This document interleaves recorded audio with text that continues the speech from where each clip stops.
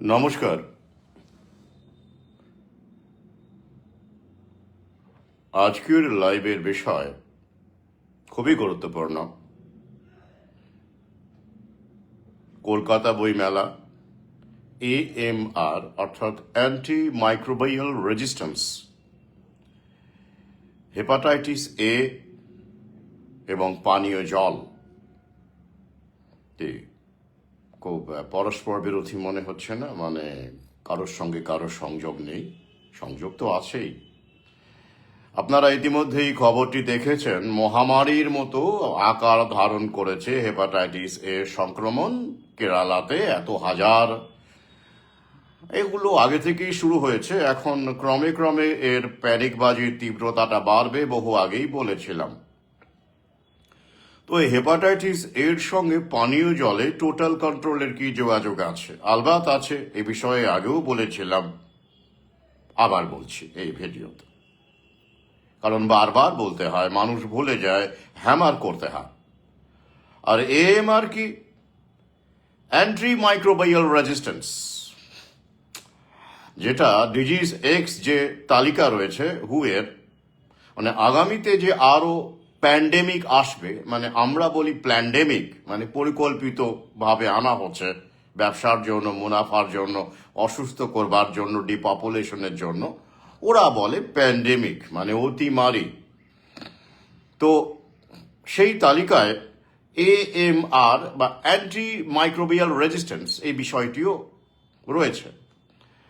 এ বিষয়ে আমি আগের চ্যানেলে, ইউটিউব চ্যানেলে বা ফেসবুকে বিস্তারিত ভিডিও করেছিলাম ডিজিজ এক্স নিয়ে।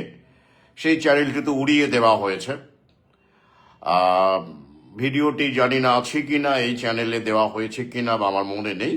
তো সেই ক্ষেত্রে সেখানেই আমি এই অ্যান্টিবায়োটিকের যে গল্পটা এখন শুরু হবে আর কি, শুরু হয়েই গেছে, সে বিষয়ে সতর্ক করেছিলাম। আজকে এই লাইভে আবার বিস্তারিত আলোচনা রাখবো আমার পাঠক এবং সহযোদ্ধাদের জন্য। হু ইতিমধ্যেই ক্যান্ডিডা ওরিয়াস বলে একটি ছত্রাককে, বুঝতেই পারছেন, ছত্রাককে চিহ্নিত করেছে, যেটা আমেরিকা থেকে শুরু করে বিশ্বের, এমনকি দক্ষিণ এশিয়াতেও নাকি হাজার হাজার মানুষের জীবনে বিপদ ডেকে আনছে। ক্যান্ডিডা ওরিয়াস আসছে এক এক করে। তো তার প্রথমেই জানাই যে কলকাতা বই মেলা, আমার পাঠক সহযোদ্ধা যারা সত্যিকারের পাঠক, সত্যিকারের সহযোদ্ধা যারা পাশে আছেন, তাদের উদ্দেশ্যে জানাই যে আগামী 22শে জানুয়ারি থেকে 3রা ফেব্রুয়ারি পর্যন্ত কলকাতা বইমেলা 2026 চলবে। ইতিমধ্যে আমি ফেসবুকে পোস্ট করেছি, 22শে জানুয়ারি থেকে 3রা ফেব্রুয়ারি কোন স্টলে আমি থাকব আপনারা জানেন। কফি হাউসের চারপাশে বলে একটি স্টল আছে, স্টল নাম্বার 187, 187, গেট নাম্বার 4। 4 নম্বর গেট দিয়ে ঢুকে কিছুটা হাঁটলেই সোজা পত্রভারতীর স্টল, তার পাশেই কফি হাউসের চারপাশে, সেখানেই আমি থাকব। প্রথম দিন স্টল ঠিকঠাক রেডি হয় না কলকাতা বই মেলায়, আপনারা জানেন, অপ্রস্তুত থাকে। তো ওই দিন আমি থাকি না, বা থাকলেও হয়তো শেষের দিকে একটু ঘুরে আসি, থাকি না, ধরে রাখুন থাকবো না। সেক্ষেত্রে আপনাদের আহ্বান জানাবো পরের দিন থেকে, অর্থাৎ 23শে জানুয়ারি থেকে 3রা ফেব্রুয়ারির মধ্যে আসুন, সাক্ষাৎ করুন। যারা ইতিমধ্যেই মিলন আড্ডায় এসেছেন তারাও আসুন, কারণ এই ক্ষেত্রটা আলাদা। এখানে আড্ডা মারা বা পারস্পরিক যোগাযোগের সুযোগটা বেশি, কারণ একসাথে তো শয়ে শয়ে মানুষ আসেন না, এক এক করে আসেন। তাই, এবং আমি থাকি প্রথম থেকে প্রায় শেষ পর্যন্ত থাকি, কারণ বই মেলা শুধুমাত্র এই বইয়ের উদ্দেশ্য নয়, বই তো অবশ্যই থাকছে, পাশাপাশি আপনাদের সঙ্গে যোগাযোগ, ব্যক্তিগত পরিচয়, যারা দূর থেকে একটা নির্দিষ্ট তারিখে আসতে পারেননি, যেমন 6 ডিসেম্বর অনেকেই আসতে পারেননি, কারণ একটা তারিখে একটি সময়ের জন্য আবার ফেরার সমস্যা আছে। কিন্তু কলকাতা বইমেলা তা নয়, অনেক দিন ধরে চলছে, বুঝতেই পারছেন। তো সুতরাং তার মধ্যে সময় বের করে আসাটা সহজ, অনেকটাই সহজ। তো এবারে তো কেউ কেউ প্রশ্ন করছেন ফেক প্রোফাইল থেকে, বেশিরভাগই। তো তাই উত্তরটাকে দিয়ে দিই। বইয়ের সঙ্গে আমার কি যোগাযোগ আছে, মানে কতটা যোগাযোগ? আর বইয়ের সঙ্গে তো যোগাযোগ থাকবেই, কারণ আমি তো লেখক, ওতপ্রোতভাবে যোগাযোগ। আর পাঠক যারা, তাদের সঙ্গেও ওতপ্রোতভাবে আমার যোগাযোগ আছে। কিন্তু প্রশ্নটা কিরকম দেখুন। তো প্রশ্নটা যেমন সরাসরি, উত্তরটা সরাসরি আজকে দিয়ে দিই, যদিও আমি আগেও বলেছি, বহুবার বলেছি। কিরকম? বই পড়া বা কেনার সঙ্গে ব্যক্তিগতভাবে কাউকে, মানে কারো পাশে থাকা, তাকে সময় দিয়ে ফোনে কথা বলা, দরকারে তার জন্য ছুটে যাওয়া, এর যোগাযোগ আছে কি নেই? অর্থাৎ পরিষ্কারভাবে জানতে চাওয়া হয়েছে ফেক প্রোফাইল থেকে যে বইপত্র না কিনলে কি আমি, মানে এই বিপদে আপদে সময় দেওয়া, ফোনে সময় দেওয়া হোক, ব্যক্তিগতভাবে ছুটে যাওয়া হোক, সে আমি কি করি না? তাহলে কি যোগাযোগ আছে? আছে, আবার নেই। কখন নেই আগে সেটা বলি। যদি দেখা যায় যে আপনি আমার সহযোদ্ধা এবং সচেতনতা বিস্তারে যথেষ্ট সক্রিয় ভূমিকা নিয়েছেন এবং আপনার আর্থিক ক্ষমতা নেই, আর্থিক সামর্থ্য নেই, তাই তো এক্ষেত্রে আমি দ্বিগুণ উৎসাহে ছুটে যাই। এরকম বহু সহযোদ্ধা আমার আছে, কয়েকজনের নাম এখনই বলতে পারি, যারা দারিদ্র্যের সঙ্গে লড়াই করছে, কিন্তু তারা ব্যক্তিগত জীবনে এবং সমাজে যথেষ্ট সক্রিয় ভূমিকা নিয়েছে। একজনের নাম বলি এখন, পিন্টু কালী, পেশায় দর্জি বা ওই ধরনের কাজকর্ম করে সে। আমি কি প্রত্যাশা করবো সে আমার বই কিনবে? সে তো সামর্থ্যই নেই। কখনো ইচ্ছে হলে কেনে, নাহলে কেনে না। বা কখনো আমি উপহার দিই, এরকম বহু পাঠককে উপহার দিয়েছি আমি, এবং অনেক সহযোদ্ধা এগিয়ে এসেছে। তো সেই এটা কোনো ম্যাটার করে না, নেই। তাহলে এক্ষেত্রে নেই, কিন্তু কোন ক্ষেত্রে আছে? ঘটনা বলি, এখন এরকম ঘটনা খুব একটা ঘটে না, বেশ 2-1 বছর আগেকার ঘটনা। মানে সবে যখন আনলক পিরিয়ড শুরু হয়েছে, তারপর থেকে যখন আমি বিভিন্ন সভা সমিতিতে যাচ্ছি, সেই সময় বেশ কিছু শিক্ষক মহাশয় অবশ্যই ভালো মাইনে টাইনে পান, মানে তখনও তো এসব শুরু হয়নি, ছাটাই টাটাই, যাই হোক। তো তারা আমার সঙ্গে এসে পরামর্শ করতেন।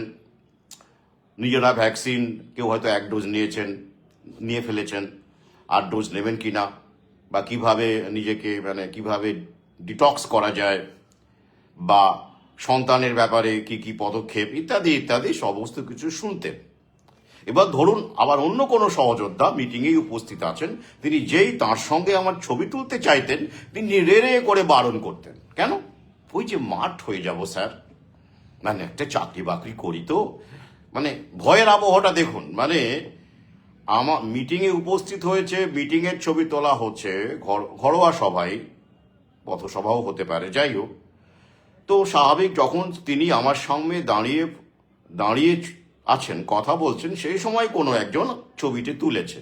সে তো জানে না কার ভেতরে কি আছে, সে তুলেছে, তার কাছে স্মার্টফোন আছে। ছবি তোলা তো এখন একটা, বুঝতেই পারছেন, খুব স্বাভাবিক প্রক্রিয়া। তো সঙ্গে সঙ্গে তিনি আবার লক্ষ্য করেছেন যে স্যার এই ছবিটা মানে কি আসলে। তো এই রকমের লোকজনকে আপনি কেন সাহায্য করবেন? আমি তো করি না আগে। হ্যাঁ, তো সরাসরি এরকম না হলেও ফেসবুকে, হোয়াটসঅ্যাপে এরকম বহু লোকজন আছেন যারা যাদের এই লড়াইয়ে বা সচেতনতা বিস্তারে কোনো ভূমিকা নেই, না অনলাইনে না অফলাইনে কোনো ভূমিকা নেই, তারা কি করেন? তারা কি করেন? এরকম ঘটনা প্রায় ঘটছে। তারা শুধু ভিডিও দেখেন না, সময় নেই তো না, লম্বা লম্বা ভিডিও সময় কোথায়? স্বাভাবিক, তারা ব্যস্ত মানুষ, ফেসবুকের পোস্ট টোস্ট পড়েন না। কি করেন তারা?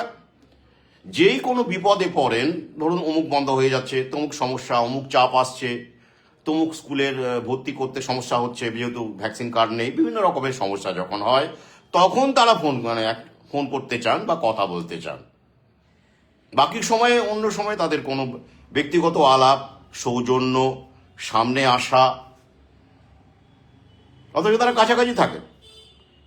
সন্তানের স্বাস্থ্য নিয়ে আপনি ভাবছেন আর আপনি একটু ট্রাভেল করে দেখা করতে আসতে পারবেন না? আর আপনার সঙ্গে যদি আমার ব্যক্তিগত পরিচয় না থাকে, আর আপনি যদি ওই রকম ধরনের লোক হন, গোপনে গোপনে শুধু মধ্যবিত্ত মানসিকতা, যেটা নিজের স্বার্থটা দেখলাম, তো এই স্বার্থপর প্রজন্মের স্বাস্থ্য রক্ষা করে সমাজের কি লাভ হবে? আপনার স্বার্থপরতা যদি সন্তানের মধ্যেও সংক্রামিত হয়, যেটা স্বাভাবিক, তো সেই স্বার্থপর প্রজন্মের স্বাস্থ্য রক্ষা করে আমাদের সমাজের কি লাভ হবে? একটু ভেবে দেখেছেন? আপনি তাহলে কিভাবে লড়াইয়ে সাহায্য করছেন? কিভাবে করছেন? আপনি সামনে আসবেন না, দেখা করবেন না, অনলাইনেও কোনো ভূমিকা নেবেন না, বইপত্রের তো লাইক কমেন্ট বাদ দিন, সামান্য পোস্টও শেয়ার করবেন না, পাছে লোকে জেনে ফেলে আপনি শেয়ার করছেন, বড় বিপদ আছে। বাবা, কি দরকার ঝামেলায় যাওয়া? ফেসবুকে তো অনেক আত্মীয় স্বজন থাকে আমার, তাই শেয়ার টেয়ার করি না, ইউটিউবেও কমেন্ট করি না, দেখি, সতর্ক হই, নিজের পরিবারটাকে বাঁচাই, সুরক্ষিত করি। আর ঝামেলাটা মেলা হলে, যখন আর সবসময় দেখতে পারি না, তো পার্টিকুলার বিষয় ইস্যু হলে একটু ফোন টোন করে, মেসেজ করে একটু কি করে প্রোটেকশনটা নেব সেটা জেনে নিই, ব্যাস মিটে গেল, আমি ভালো আছি। মার্জনা করবেন, এসব আগে বহু করেছে, এখন আর করি না। সেই ক্ষেত্রে আমি বলবো, আপনি, আপনার সামর্থ্য আছে, আপনি ভালো চাকরি করেন, তবু আপনি বইপত্র সংগ্রহ করে এই প্রতিবাদকে শক্তিশালী করতে চান না। কারণ আপনারা জানেন, এই বইপত্র, পরিষ্কার করে আমি বারবার বলেছি, এই বইপত্র থেকে পাওয়া রয়্যালটি বলুন, যতটুকু লেখক হিসেবে আমার প্রাপ্য যতটুকু থাকে, সেটা দিয়ে গ্রামে গঞ্জে যাওয়া, ছোটাছুটি, প্রচার, বিভিন্ন রকমের খরচা, এবং এই যে অনুষ্ঠানটা আমরা করলাম, যতটুকু সাধ্যমতো আমি করেছি, তো এগুলো তো কোথা থেকে আসে? রাজনৈতিক দল বা বিল গেটস আমাদেরকে ফান্ডিং করে না, তো এখান থেকেই তো আসে। তো সেই ক্ষেত্রে আপনার যখন কোনো ভূমিকা থাকবে না বলে ঠিক করেছেন, তাহলে কোনো সমস্যা নেই। সমস্যা কোথায় আছে? ফেসবুকে অকাতরে বহু লেখালেখি আছে, সেখান থেকে সমৃদ্ধ হন। আমি অকাতরে দিই অনেক লেখা। ইউটিউবে কিভাবে, ভিডিওতে কিভাবে লড়াই করবেন, কিভাবে সামলাবেন, সমস্ত কিছু বলা আছে। এই নিয়ে ভিন্ন ভিন্ন ভিডিও আছে, আধার কার্ড নিয়ে ভিডিও রয়েছে, ভ্যাকসিন বাধ্যতামূলক নয় সেটা নিয়ে ভিডিও রয়েছে, বহু বিষয়ে ভিডিও রয়েছে, দীর্ঘ ভিডিও রয়েছে। সেখান থেকে দেখে আপনি নিজে লড়াই করুন। আপনি যদি মনে করেন ফেসবুকে দেখবেন, ইউটিউবে দেখবেন, ওভাবেই আপনি সামনাসামনি আসবেন না, বইপত্র সংগ্রহ করবেন না, কোনো দরকার নেই, করবেন না। তো সেক্ষেত্রে আমার ব্যক্তিগত সময় কেন আপনি অপচয় করবেন? কেন? Why would you waste my precious time? কেন করবেন? আপনি ফেসবুক থেকেই ব্যাপারটা সংগ্রহ করুন, জেনে নিন কি করে লড়াই করবেন। সেখানেই তো বারবার করে বলা আছে, ভিডিওতে বারবার করে বলা আছে। সেখান থেকে আপনি দেখে নিন। আপনি যদি মনে করেন যে আপনি ভিডিও দেখে আমার বহু উপকার করছেন, অনেকে এরকম বলেন যে আমি আপনার ভিডিও দেখি, ফেসবুক দেখি, অমুক দেখি, তমুক দেখি, বেশ দেখুন। তো ওটা দেখে কি আমার উপকার হচ্ছে না আপনার উপকার হচ্ছে?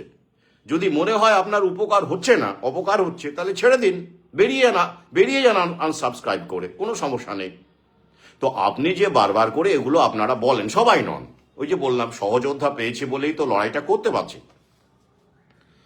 কারা বলেন? ওই যারা বলেন তারা এমনভাবে বলেন যে যারা ওইটা দেখে মানে থেকে ফলো করে ফেসবুক দেখে পড়ে ইউটিউবের ভিডিও দেখে তারা দারুণভাবে আমার উপকার করছেন। তাই আমার ফেসবুক মানিটাইজ নয়, আমার ইউটিউব মানিটাইজ নয়, তাহলে উপকার কি হলো? আপনি যদি শেয়ার না করেন, চুপচাপ থাকেন, শুধু দেখতে থাকেন, শেয়ার করলে তবু দুটো লোক দেখে আপনার প্রোফাইলে, তবু একটা যুক্তি থাকে যে না আপনি শেয়ার টেয়ার করেছেন। কিন্তু আপনি যদি ফেক প্রোফাইল হন, ফেক প্রোফাইল থেকে যদি শেয়ার করেন, কপি পেস্ট করেন, লোকে কিন্তু বিশ্বাস করে না, জানেন তো? ফেক প্রোফাইলের একটা মজা আছে, তখন লোকটাই তো ফেক, সে আবার কি শেয়ার করছে কি দেখব। তো সুতরাং কি আপনার কি ভূমিকা আছে এই লড়াই? নেই। তাই স্ট্রেট বলে দিচ্ছি, হ্যাঁ, যদি আপনার সামনে আসতে অসুবিধে থাকে, আপনি এমন কোনো সেন্সিটিভ চাকরি বাকরি করেন, হতে পারে, সবার না হলেও অনেকের ক্ষেত্রে এটা হতে পারে, সত্যি তো। ধরা যাক আপনি কোন স্বরাষ্ট্র মন্ত্রকে আছেন বা কোনো কর্পোরেটের বড় একটা দায়িত্বে আছেন, সেই ক্ষেত্রে আপনি প্রকাশ্যে আসতে চাইছেন না, ভ্যাকসিনের ব্যাপারে হয়তো আপনি আছেন, কিন্তু আপনি পাশে থাকতে চাইছেন লড়াইয়ের, আপনি ছবি তুলতে চাইছেন না, আপনি ফেসবুক শেয়ার করতে চাইছেন না, আপনি ইউটিউব শেয়ার করতে চাইছেন না, তাহলে আপনি পাশে থাকতে চাইছেন, কিভাবে থাকবেন? সিম্পল, বই কিনুন, নিজে কিনুন, অন্যকে উপহার দিন। এভাবেও তো আড়াল থেকে পাশে থাকা যায়, আড়াল থেকে পাশে থাকুন। প্রকাশ্যে পাশে থাকতে না পারলে, সভা সমিতির উদ্যোগ নিতে না পারলে, পথে নামতে না পারলে, আড়াল থেকে পথে থাকুন, মানে সঙ্গে থাকুন, ওটা একটা বড় সাপোর্ট লড়াইয়ের ক্ষেত্রে। তো সেটাও করবেন না, তাহলে কি? এই সব ক্ষেত্রে আলবাদ যোগাযোগ আছে বইয়ের সঙ্গে, আমার ব্যক্তিগত ইন্টারভেনশনের আলবাদ যোগাযোগ আছে, এই ক্ষেত্রে আছে, প্রথম ক্ষেত্রে নেই। বুঝেছেন তো? এটা পরিষ্কার করে বললাম। আর মধ্যবিত্ত সম্প্রদায়টিকে ভালো করে চিনি, নিজেও মধ্যবিত্ত তো। একসময় সেই পরিমণ্ডল থেকেই তো আমাদের এই লড়াই যতটুকু আমরা করতে পারছি, সেখান থেকে বেরিয়ে আসার লড়াই করছি আমরা, এই মানসিকতা থেকে। তুমি আর আমি আর আমাদের সন্তান, এই আমাদের পৃথিবী। এই যে একটা ছোট্ট বৃত্ত, স্বার্থপর বৃত্ত, যা গানের মাধ্যমে সুর দিয়ে মানুষের মগজ ধোলাই করা হয়েছে, সে যে সমাজের পক্ষে কতটা ভয়ঙ্কর, কতটা ক্ষতিকারক, সেটাও যদি এখনো না বোঝেন, তাহলে আর কখনো বুঝবেন না। যাই হোক, এই পর্যন্তই পরিষ্কার জানিয়ে রাখলাম। এই বিষয়ে বইমেলার ব্যাপারে আমি আরো পোস্ট দেব, এখনো দেরি আছে, আবার জানাবো বিস্তারে। আরো একবার বলি, স্টল নাম্বার 187, কফি হাউসের চারপাশে স্টলের নাম, গেট নাম্বার 4, 4 নম্বর গেট, পত্রভারতীর যে স্টল তার পাশে লাগানো। এই হলো, বইমেলায় আসুন, যারা বই কিনেছেন তারাও আসুন, প্রতিবারে আসেন, আড্ডা হয়, গল্প করি আমরা বিভিন্ন সমস্যা নিয়ে, বিভিন্ন বিষয় নিয়ে। আর যারা বই কেনেননি বা কিনবেন না তারাও আসুন, সবাই আসুন। তবে সুবিধাবাদীরা এড়িয়ে চলুন। আবার বলছি, সুবিধাবাদী কারা একটু আগেই বলেছি। সুবিধাবাদীরা এড়িয়ে চলুন, তারা নিজেদের অমূল্য সময় নষ্ট করবেন না, আমার অমূল্য সময় নষ্ট করবেন না। তাদের জন্য অঢেল ফেসবুক আছে, এই যে ভিডিও আছে, এই আছে, সেই আছে, ইউটিউব আছে, সেখান থেকে আপনারা রসদ সংগ্রহ করে নিজেরা নিজেদের মতো করে সামলান। ব্যক্তিগতভাবে যদি ইন্টারভেনশন চান, আলাদা করে সময় যদি দিতে হয় আমাকে, তাহলে আমি সত্যটা বলেই দিলাম, আপনাকে সহযোদ্ধা হতে হবে। আড়াল থেকে চুপি চুপি শুধু নিজেরটা বাঁচিয়ে চললে হবে না। আর আড়াল থেকে থাকলেও কারণ থাকতে হবে যে আপনি সেন্সিটিভ কোনো অপারেশনসে আছেন, কোনো পেশায় আছেন, তাই আড়ালেই থাকতে চাইছেন। সেক্ষেত্রে কিভাবে লড়াইয়ে পাশে থাকতে হবে সেটাও বলে দিলাম। ক্লিয়ার? এবারে আসি,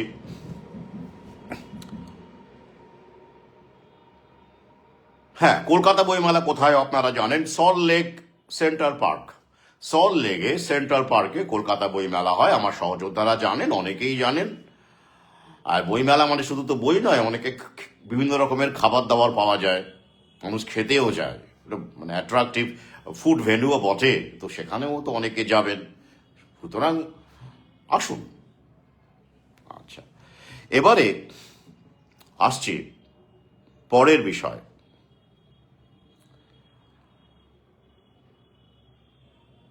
AMR, অ্যান্টি মাইক্রোবাইয়াল রেজিস্ট্যান্স, সেটা কি? খুব স্যাটায়ার হিসেবে আমার মনে হচ্ছে এখন যে 1928 সালে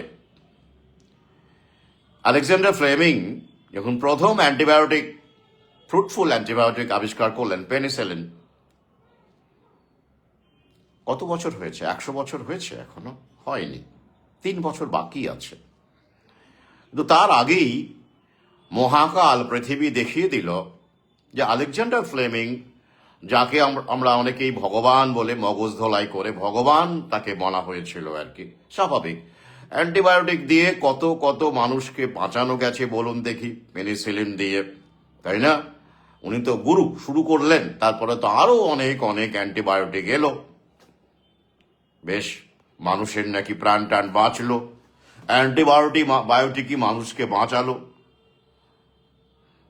তাই তো? ব্যাপারটা এরকমই আর কি, প্রচার। মানুষের ইমিউন সিস্টেমটার কোনো দামই নেই, মানে ইমিউন সিস্টেম যে একটা প্রকৃতি পাঠিয়েছে আমাদের কাছে, our first watchman, our immune system, যার একটা মূল বড় ভূমিকায় WBC, হোয়াইট ব্লাড কর্পাসকলস, সেই ইমিউন সিস্টেমের কোনো দাম নেই আমাদের। মানে প্রকৃতি আমাদেরকে কিরম করে বানিয়ে পাঠিয়েছে বলুন তো, মানে ঠিকঠাক বানাতে পারেননি না, মানে ডিজাইনের গন্ডগোল ছিল। আর ডিজাইনের এতই গন্ডগোল ছিল যে মানুষকে মানে বড় ভূমিকা নিতে হয়ে এই যে এত এত গন্ডগোল ইমিউন সিস্টেমের, রোগ টোগ মানুষ সারাতে পারে না। প্রকৃতির দেওয়া শরীরটা এত খুঁত, এত ড্রব্যাকস, এত ত্রুটি, আর তাই মহান মহান বিজ্ঞানী ফার্মা কোম্পানির অধীনে বেশি যখন আমরা দেখতে পাচ্ছি, তারা উঠে পড়ে লাগলেন এই খামতি দূর করার জন্য। অথচ আদি চিকিৎসা বিজ্ঞানের আদি পিতা হিপোক্রেটিস, তিনি বারবার বলে গেলেন ওষুধ থেকে দূরে থাকো, লেট ফুড বি দাই অনলি মেডিসিন, খাদ্যই তোমার একমাত্র ঔষধ হোক, খাদ্যই তোমার একমাত্র ঔষধ হোক। তিনি বারবার করে তার বক্তব্যে, তার লেখায় হিপোক্রেটিস বলে গেলেন। তিনি তো চিকিৎসাবিদ্যার আদি পিতা। শুধু তাই নয়, আধুনিক যে মানে মডার্ন মেডিসিনের যে আদি পিতা উইলিয়াম মসলার, তিনিও একই কথা বলে গেলেন। চিকিৎসকের প্রধান কর্তব্য হলো মানুষকে বোঝানো সে যেন ওষুধ না খায়। The foremost duty of a physician is to tell the masses, to advise the masses not to take medicine at all. বুঝিয়ে গেলেন তিনিও ডাক্তার ছিলেন, হপকিন্স কলেজের প্রতিষ্ঠাতা। হপকিন্স যেটা কলেজ, যেটা এখন বর্তমানে হপকিন্স ইউনিভার্সিটি, তাকে নিয়ে গ্রিগরি রাসপুটিনে বিস্তারিত লিখেছি, এই হিপোক্রেটিসকে নিয়ে লিখেছি, তার অনুভব, তার উপলব্ধি। উইলিয়াম মসলারকে নিয়ে লিখেছি। কোনো পাঠক আগ্রহী, তারা পড়ছেন, জানাচ্ছেন। কিন্তু সুবিধেবাদী পাঠক, মানে পাঠক বলবো না, সুবিধেবাদী মানুষ, তারা তো এসব জানবেন না, জানার আগ্রহ নেই, পড়বেন না, জানবেন না, ভোগবাদের স্রোতে গা ভাসিয়ে দিয়েছেন। আর সময় সুযোগ পেলে আর কি, দরকার পড়লে, প্রয়োজন পড়লে একটা করে ফোন আর হোয়াটসঅ্যাপ। আমাদের এক সহযোদ্ধা, তিনি উপলব্ধি করেছিলেন, তিনি তো এখান থেকে সরেই গেলেন, এমন একটা পরিস্থিতি হয়েছিল, পারলেন না সামলাতে। কিন্তু আমি তার প্রতি আমার ভালোবাসা আছে, এখনো শুভেচ্ছা আছে, আমি নাম বলছি না। যথেষ্ট অ্যাক্টিভ ভূমিকা নিয়েছিল প্রথম দিকে। কি সবার তো ধৈর্য সমান নয়। সেই সময়টা ওই করোনা কালে, যেমন ভয়ানক সময়, বুঝতেই পারছেন, ডকুমেন্টের জন্য ছেলেটাকে পাগল করে দেয় লোকজন। ডকুমেন্ট। সে কেন বিরক্ত হয়ে গেল? সভাতে কেউ আসে না, এত এত ডেকেও সবসময় মাত্র 100-150 লোক হতো। সবাই কেউ আসবে না, সামনে কেউ আসবে না, শুধু হোয়াটসঅ্যাপে আর ফোন করে পরামর্শ আর ডকুমেন্ট। ধৈর্য রাখা মুশকিল। কম বয়সী ছেলে স্বাভাবিকভাবে সে তিতিবিরক্ত হয়ে গেল। এমনটা ঘটেছে, দেখেছি আমরা। তো এই কারণেই এই যে এত এত রিসার্চ, এত এত লেখা, এত এত বইপত্র কজন পড়ছেন? সংগ্রহ করে পাশে থাকছেন কজন? এটাই তো রিয়ালিটি। তাই বলে কি লড়াই থেমে যাবে? সচেতনতা বিস্তার থেমে যাবে? একদমই নয়। সুবিধাবাদীদের শনাক্ত করে তাদের জন্য সময় নষ্ট না করে আমাদের এগিয়ে যেতে হবে। পরিষ্কার কথা, টাইম ইজ প্রেসিয়াস। তো এই যে ব্যাপারটা যেটা বললাম, আলেকজান্ডার ফ্লেমিং 1928, পেনিসিলিন 100 বছর এখনো হয়নি। তো সেই অ্যান্টিবায়োটিক ফেল করছে। সাম্প্রতিক যে তথ্য পরিসংখ্যান বলছে, আগামী কয়েক বছরে, আগামী 1-2 দশকের মধ্যে লক্ষ লক্ষ কোটি কোটি মানুষ নাকি মারা যাবে। কিসে? ওই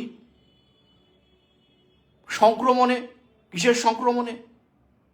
এই যে প্যাথোজেন, ছত্রাক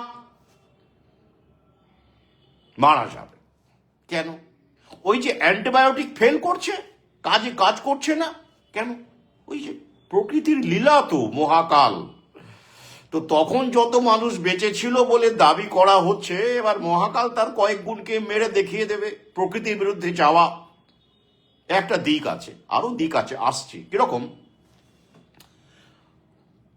আপনি দেখবেন যখনই আপনি শরীরের ইমিউন সিস্টেমকে গুরুত্ব না দিয়ে, তাকে বাইপাস করে, তাকে সময় না দিয়ে, তার তো একটা অ্যাক্টিভিটি আছে রে ভাই, তাকে আপনি সাপ্রেস করে দিচ্ছেন বা তাকে কাজ করতে দিচ্ছেন না, যতটুকু সময় দরকার তাকে দিচ্ছেন না, তার আগে আপনি অ্যান্টিবায়োটিক সেবন করছেন।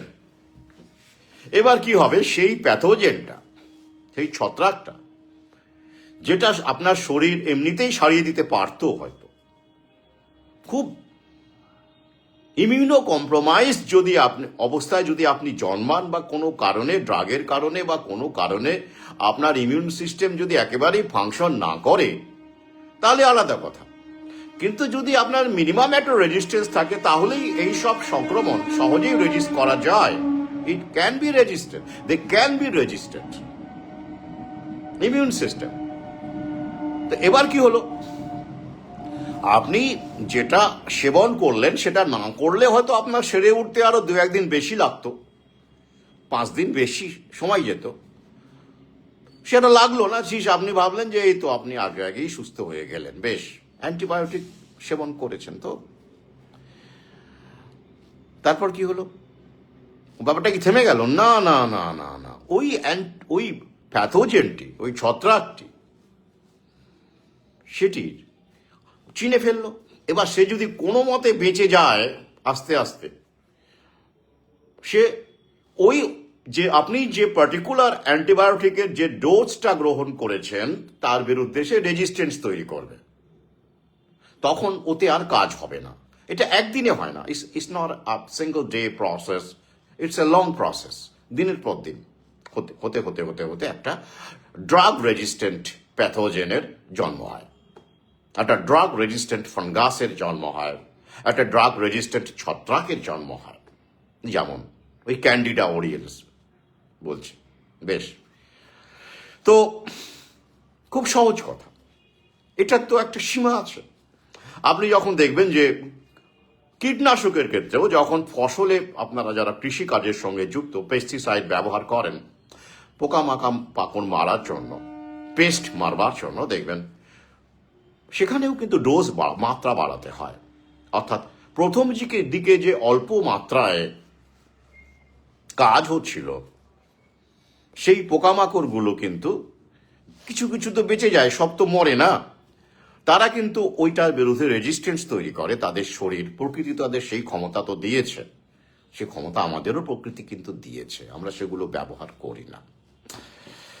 ওদের তো আর ডাক্তার ফাক্তার নেই, যাই হোক, তো ওরা সেটা রেজিস্ট করতে শিখে যায় ওদের মেকানিজম থেকে, ফিজিওলজিক্যাল মেকানিজম। তারপরে কি হয়, ওই যেটা গত বছর দিয়েছিলেন, যেটা দিয়ে ওরা মরেছিল ওই গোত্রের পোকামাকড়, যারা বেঁচে গিয়েছিল তারা কিন্তু ওটাতে আর মরবে না, বড় জোর একটু দুর্বল টুর্বল হবে কিন্তু মরবে না। তাহলে কি করতে হবে, আপনাকে আরো শক্তিশালী পেস্টিসাইড ব্যবহার করতে হবে। এইভাবেই কিন্তু পেস্টিসাইডের ডোজ বাড়ে। খোঁজ খবর নিয়ে দেখবেন যে মাত্রা ব্যবহার করা হচ্ছে বর্তমানে 2025 সালে যে পেস্টিসাইড, 2000 সালে কিন্তু সেই মাত্রা ছিল না, মাত্রা বাড়ানো হয়েছে, তাই তো? একদম হাতে গড়ো প্রমাণ এটা। ও সিম্পল ব্যাপার। দেখবেন আপনি মশার ক্ষেত্রেও যে রিপেলেন্ট ব্যবহার করেন, যদি একই রিপেলেন্ট ব্যবহার করতে থাকেন দিনের পর দিন, মাসের পর মাস, বছরের পর বছর, দেখবেন প্রথম দিকে সে যে রিপেলেন্টে যেভাবে কাজ হয়েছিল, পরের দিকে কিন্তু আর কাজ হচ্ছে না, কারণ মশারাও রেজিস্ট করতে জানে, তারা কিন্তু আর আগের মতো নিস্তেজ হয়ে পড়বে না। এটাই তো খেলা। তো এবার কি হলো, এই যে 100 বছর ধরে প্রায় অ্যান্টিবায়োটিক ব্যবহার হলো, হতে হতে হতে হতে হতে হতে হতে হতে বেশ কিছু প্যাথোজেন, বলুন মানে প্যাথোজেন মানে যা রোগ সৃষ্টি করতে পারে এমন জীবাণু, ব্যাকটেরিয়া, যাই হোক, অ্যান্টিবায়োটিক তো ব্যাকটেরিয়ার বিরুদ্ধেই ব্যবহার করা হয়, তো ছত্রাক, ব্যাকটেরিয়া, যাই হোক। তো সেই ক্ষেত্রে ওদের মধ্যে রেজিস্ট্যান্স তৈরি হলো। কিভাবে হলো? ওই যে ব্যবহার করতে করতে করতে করতে করতে তাদের মধ্যে যে কটা বেঁচে গেল। আর বেঁচে গেল কি করে? ওই যে অনেক কারণ ওরা বলবে। কিরকম? এটি কারণ হচ্ছে কোর্স কমপ্লিট না করা, অর্থাৎ আপনাকে যতদিনের যতগুলো ডোজ দেওয়া হয়েছিল আপনি ভাবলেন আপনি তো ভালো হয়ে গেছেন, আর দরকার নেই, ফালতু খাবেন না বা ভুলে গেলেন। তো কি হলো, আপনি ডোজ কমপ্লিট করলেন না, তাহলে কি হলো, কিছু বেঁচে গেল, ওরাই ড্রাগ রেজিস্ট্যান্ট হয়ে গেল। আচ্ছা বেশ, একটা যুক্তি বলা হয়। আর কি একটা বড় যুক্তি হলো, ডাক্তারদের রোগ নির্ণয়, ঠিকঠাক রোগ নির্ণয় না মানে না করে, বা খাদ্যবিধি বা এইগুলো না বলে, লাইফস্টাইল, খাদ্যবিধির সংস্কার করা, ঠিকঠাক করে জীবনযাপন করা, এগুলোর মাধ্যমেই যে রোগটি সহজেই সারানো যেত, ফার্মা কোম্পানির সঙ্গে ব্যবসায়িক সূত্র থাকার জন্য তারা অপ্রয়োজনীয় অ্যান্টিবায়োটিক প্রেসক্রাইব করা শুরু করেন।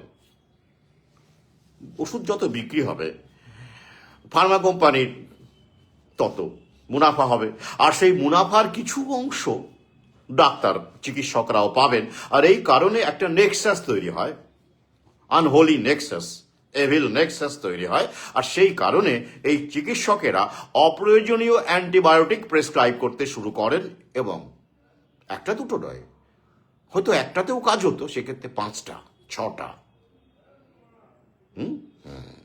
তাহলে কি হলো, এই আনপ্ল্যান্ড, অযৌক্তিক, অপ্রয়োজনীয় অ্যান্টিবায়োটিক ব্যবহারের ফলে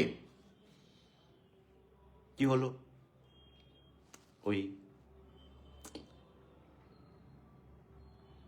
অ্যান্টিবায়োটিক রেজিস্ট্যান্ট স্ট্রেন বাড়তে শুরু করলো।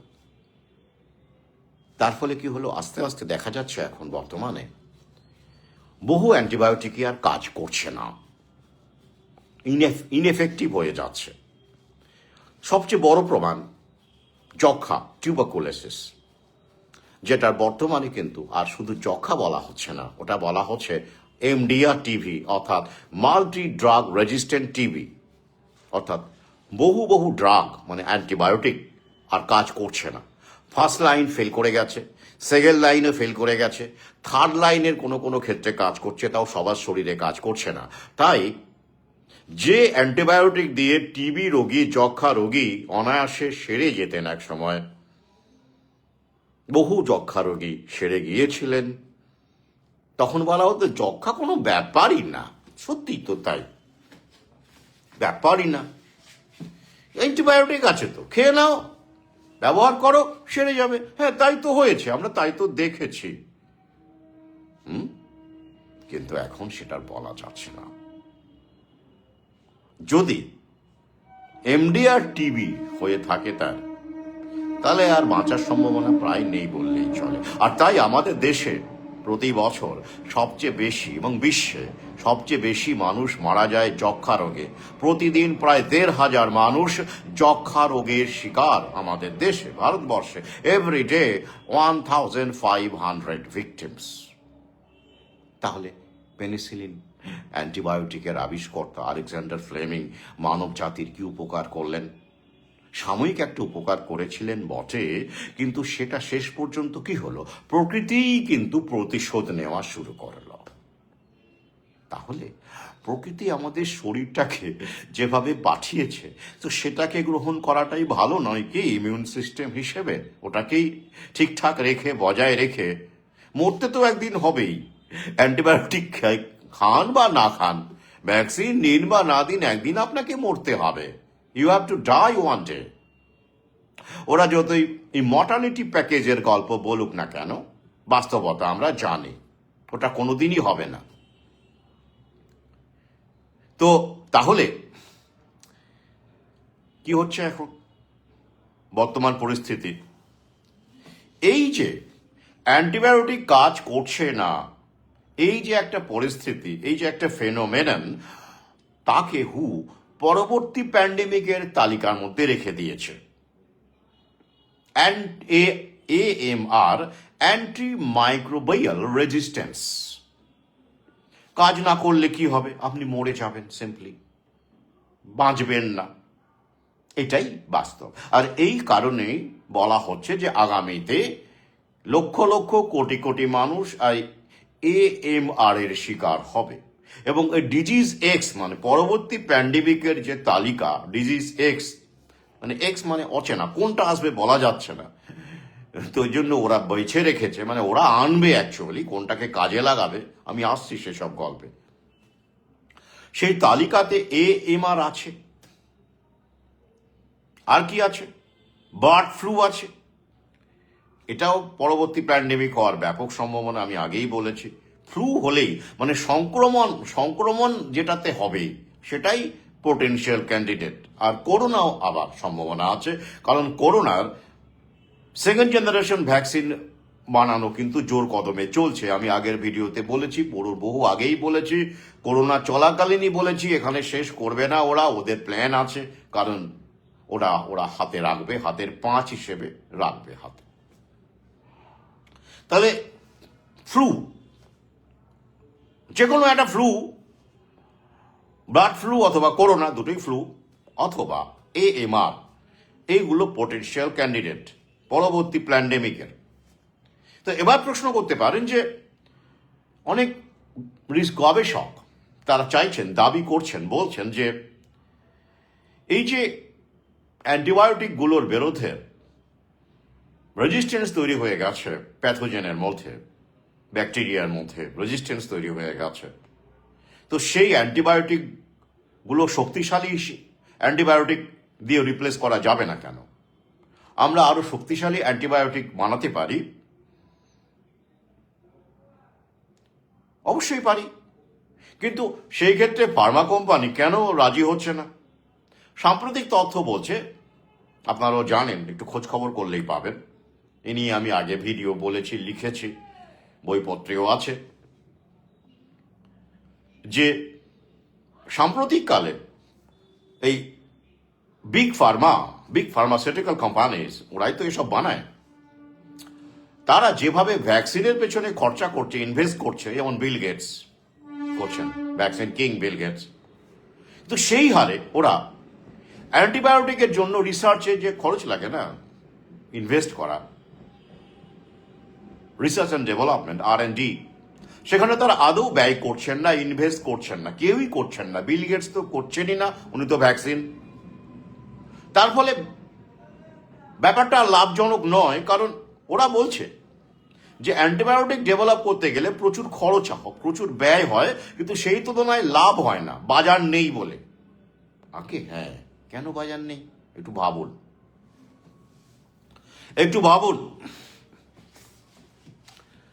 ধরুন আপনার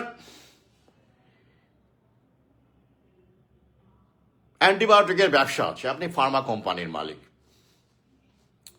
আপনি শক্তিশালী সব অ্যান্টিবায়োটিক বানালেন, টিবির অ্যান্টিবায়োটিক, যক্ষার অ্যান্টিবায়োটিক থেকে শুরু করে বিভিন্ন রকমের সব অ্যান্টিবায়োটিক বানালেন, শক্তিশালী রিসার্চ ফিচার্স করে বানালেন, কয়েক বিলিয়ন ডলার খরচা টর্চা করে ইনভেস্ট করে মাস প্রোডাকশন করলেন।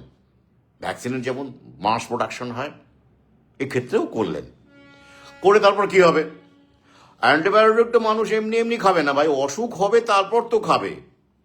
এই যে ম্যালেরিয়া, আপনি ধরুন ম্যালেরিয়ার ক্লোরোকুইন বলুন, হাইড্রক্সি ক্লোরোকুইন, যেভাবেই বলুন, বিভিন্ন রকমের সব নামধাম আছে, ব্র্যান্ডিং আছে, যাই হোক। তো সেইটা আপনি ম্যালেরিয়া হলে তবেই তো ভাববেন যে হ্যাঁ ম্যালেরিয়া হয়েছে, যা পাওয়া গেছে, টেস্টে পাওয়া গেছে, প্লাজমোডিয়াম ফ্যালসিফেরাম হোক, প্লাজমোডিয়াম ভাইভ্যাক্স হোক, পাওয়া গেছে, বেশ, ডাক্তারবাবু প্রেসক্রাইব করলেন, আপনি কিনে খেলেন, আপনি সুস্থ হয়ে গেলেন, এরকম আর কি ব্যাপারটা। তো কিন্তু ধরুন আপনার ম্যালেরিয়া হয়নি, আপনার যক্ষা হয়নি, তবু আপনি যক্ষার ওষুধ কিনবেন, মানে যক্ষার অ্যান্টিবায়োটিক সেবন করবেন, লাইন দিয়ে কিনবেন না? কিনবেন না। কেন কিনবেন? দূর মশাই, আমার তো যক্ষা হয়নি, আমি অ্যান্টিবায়োটিক খাবো কেন? বা আমার অমুক রোগটা হয়নি, আমি তমুক অ্যান্টিবায়োটিক খাবো কেন? ঠিকই তো, সুস্থ লোক অ্যান্টিবায়োটিক খায়, অ্যান্টিবায়োটিক নেয় না, তাহলে ব্যবসা কি করে জমবে? কখন কার কটা লোকের, কত হাজার লোকের ম্যালেরিয়া হবে, কখন কার কটা লোকের অমুক রোগ হবে, তারপরে ডাক্তার প্রেসক্রাইব করবে, তারপরে আপনি গিয়ে দোকান থেকে কিনবেন, ওতে পোষাবে? পোষাবে না। ব্যবসা করতে নেমেছি, এত টাকা ইনভেস্ট এমনি এমনি করবো নাকি? পোষায় না, দূর, করবো না, ওদিকে করবো না। তাহলে কোনটা করব? যেটা মানুষ অসুস্থ না হলেও নিতে পারে, ডাক্তারের প্রেসক্রিপশন ছাড়াও দিব্যি বাড়ি বাড়ি গিয়ে ঘরে ঘরে ঢুকে গুঁজে দিয়ে আসা যাবে, সেইটা করব। কি? ভ্যাকসিন আগে, হ্যাঁ, দারুণ মুনাফা, সুস্থ অসুস্থ সবাই, এখন গর্ভবতী মহিলারাও নাকি নিতে পারে, মানে সবাই নিতে পারে, সবার জন্য ইউনিভার্সাল। এবার খেলাটা বুঝুন কেন। তাহলে অ্যান্টিবায়োটিকের রিসার্চ ওরা বন্ধ করে দিয়েছে, ফান্ডিং ওরা বন্ধ করে দিয়েছে। সতর্ক থাকুন, আগামীতে কিন্তু আর আপনার শরীর টরীর খারাপ হলে আগামী কয়েক বছর পরে অ্যান্টিবায়োটিক আর পাবেন না, ওরা প্রোডাকশনই বন্ধ করে দেবে, অলরেডি শুরু হয়ে গেছে। তার বদলে বলবে আপনি ভ্যাকসিনটা নিন না, অর্থাৎ আপনাকে ভ্যাকসিনের মধ্যে ঢোকাবেই, আপনাকে ভ্যাকসিনের ফাঁদে ফেলবেই। তাহলে আপনি কি করবেন? আপনাকে উপায় একটাই, হোলিস্টিক ইমিউন সিস্টেমে বিশ্বাস রেখে প্রাকৃতিক পন্থায় জীবন যাপন করা, হোলিস্টিক মেডিসিনে বিশ্বাস রাখা, উপযুক্ত হোমিওপ্যাথ বা আয়ুর্বেদ বলুন। এবং সবচেয়ে বড় কথা, আমি মনে করি শরীরটাকে দুর্গ বানিয়ে ফেলুন, ইমিউন সিস্টেমটাকে দুর্গ বানিয়ে ফেলুন খাদ্যের মাধ্যমে। Let kitchen be your health mystery. কিচেনটাকেই আপনার স্বাস্থ্যের রহস্য হোক, স্বাস্থ্য, আপনার সুন্দর স্বাস্থ্যের রহস্য রান্নাঘরটাই হোক, তাই তো? তাহলে এটা ছাড়া উপায় নেই। আপনি যদি মনে করেন যে না, আপনি ভ্যাকসিনটা নেবেন না, বেশ, নিলেন না, বাধ্যতামূলক নয়, আমরা আছি, একসঙ্গে প্রতিরোধ করছি। কিন্তু প্রশ্ন হচ্ছে, আপনার অমুক অসুখটা হলে, তমুক অসুখটা হলে, আপনি যেটা মনে করতেন অ্যান্টিবায়োটিকটা তো, ওটা তো ভ্যাকসিন নয়, অ্যান্টিবায়োটিক তো নিতেই পারি, এরম যারা ভাবছেন তাদের কিন্তু বলি সাবধান। 5 তোলা মল এখন আর সব কিছুই হয়ে যাবে ভ্যাকসিন, আর কিছু থাকবে না। আর তাই AMRটাকে ওরা ইউজ করবে, মিল্কিং কাউয়ের মতো করে ইউজ করবে, এবং অ্যান্টিবায়োটিক ডেভেলপমেন্ট বা রিসার্চ ডেভেলপমেন্টে ওরা কোনো ব্যয় করবে না, খরচ করবে না। কারণ পুরোটাই, বুঝতে পারছেন তো, মানবিকতার নাম করে কীরকম মানুষকে দীর্ঘকাল 100 বছর প্রায় ধরে ব্যবহার করে করে করে করে মানুষ মানে জীবাণুগুলোকে শক্তিশালী করে, ব্যাকটেরিয়াগুলোকে রেজিস্ট্যান্ট করে দিয়ে এইবার মানুষকে ট্র্যাপে ফেলে দেওয়ার একটা কি দুর্দান্ত ছক না? ভাবুন কত দূর থেকে ওরা ভাবে।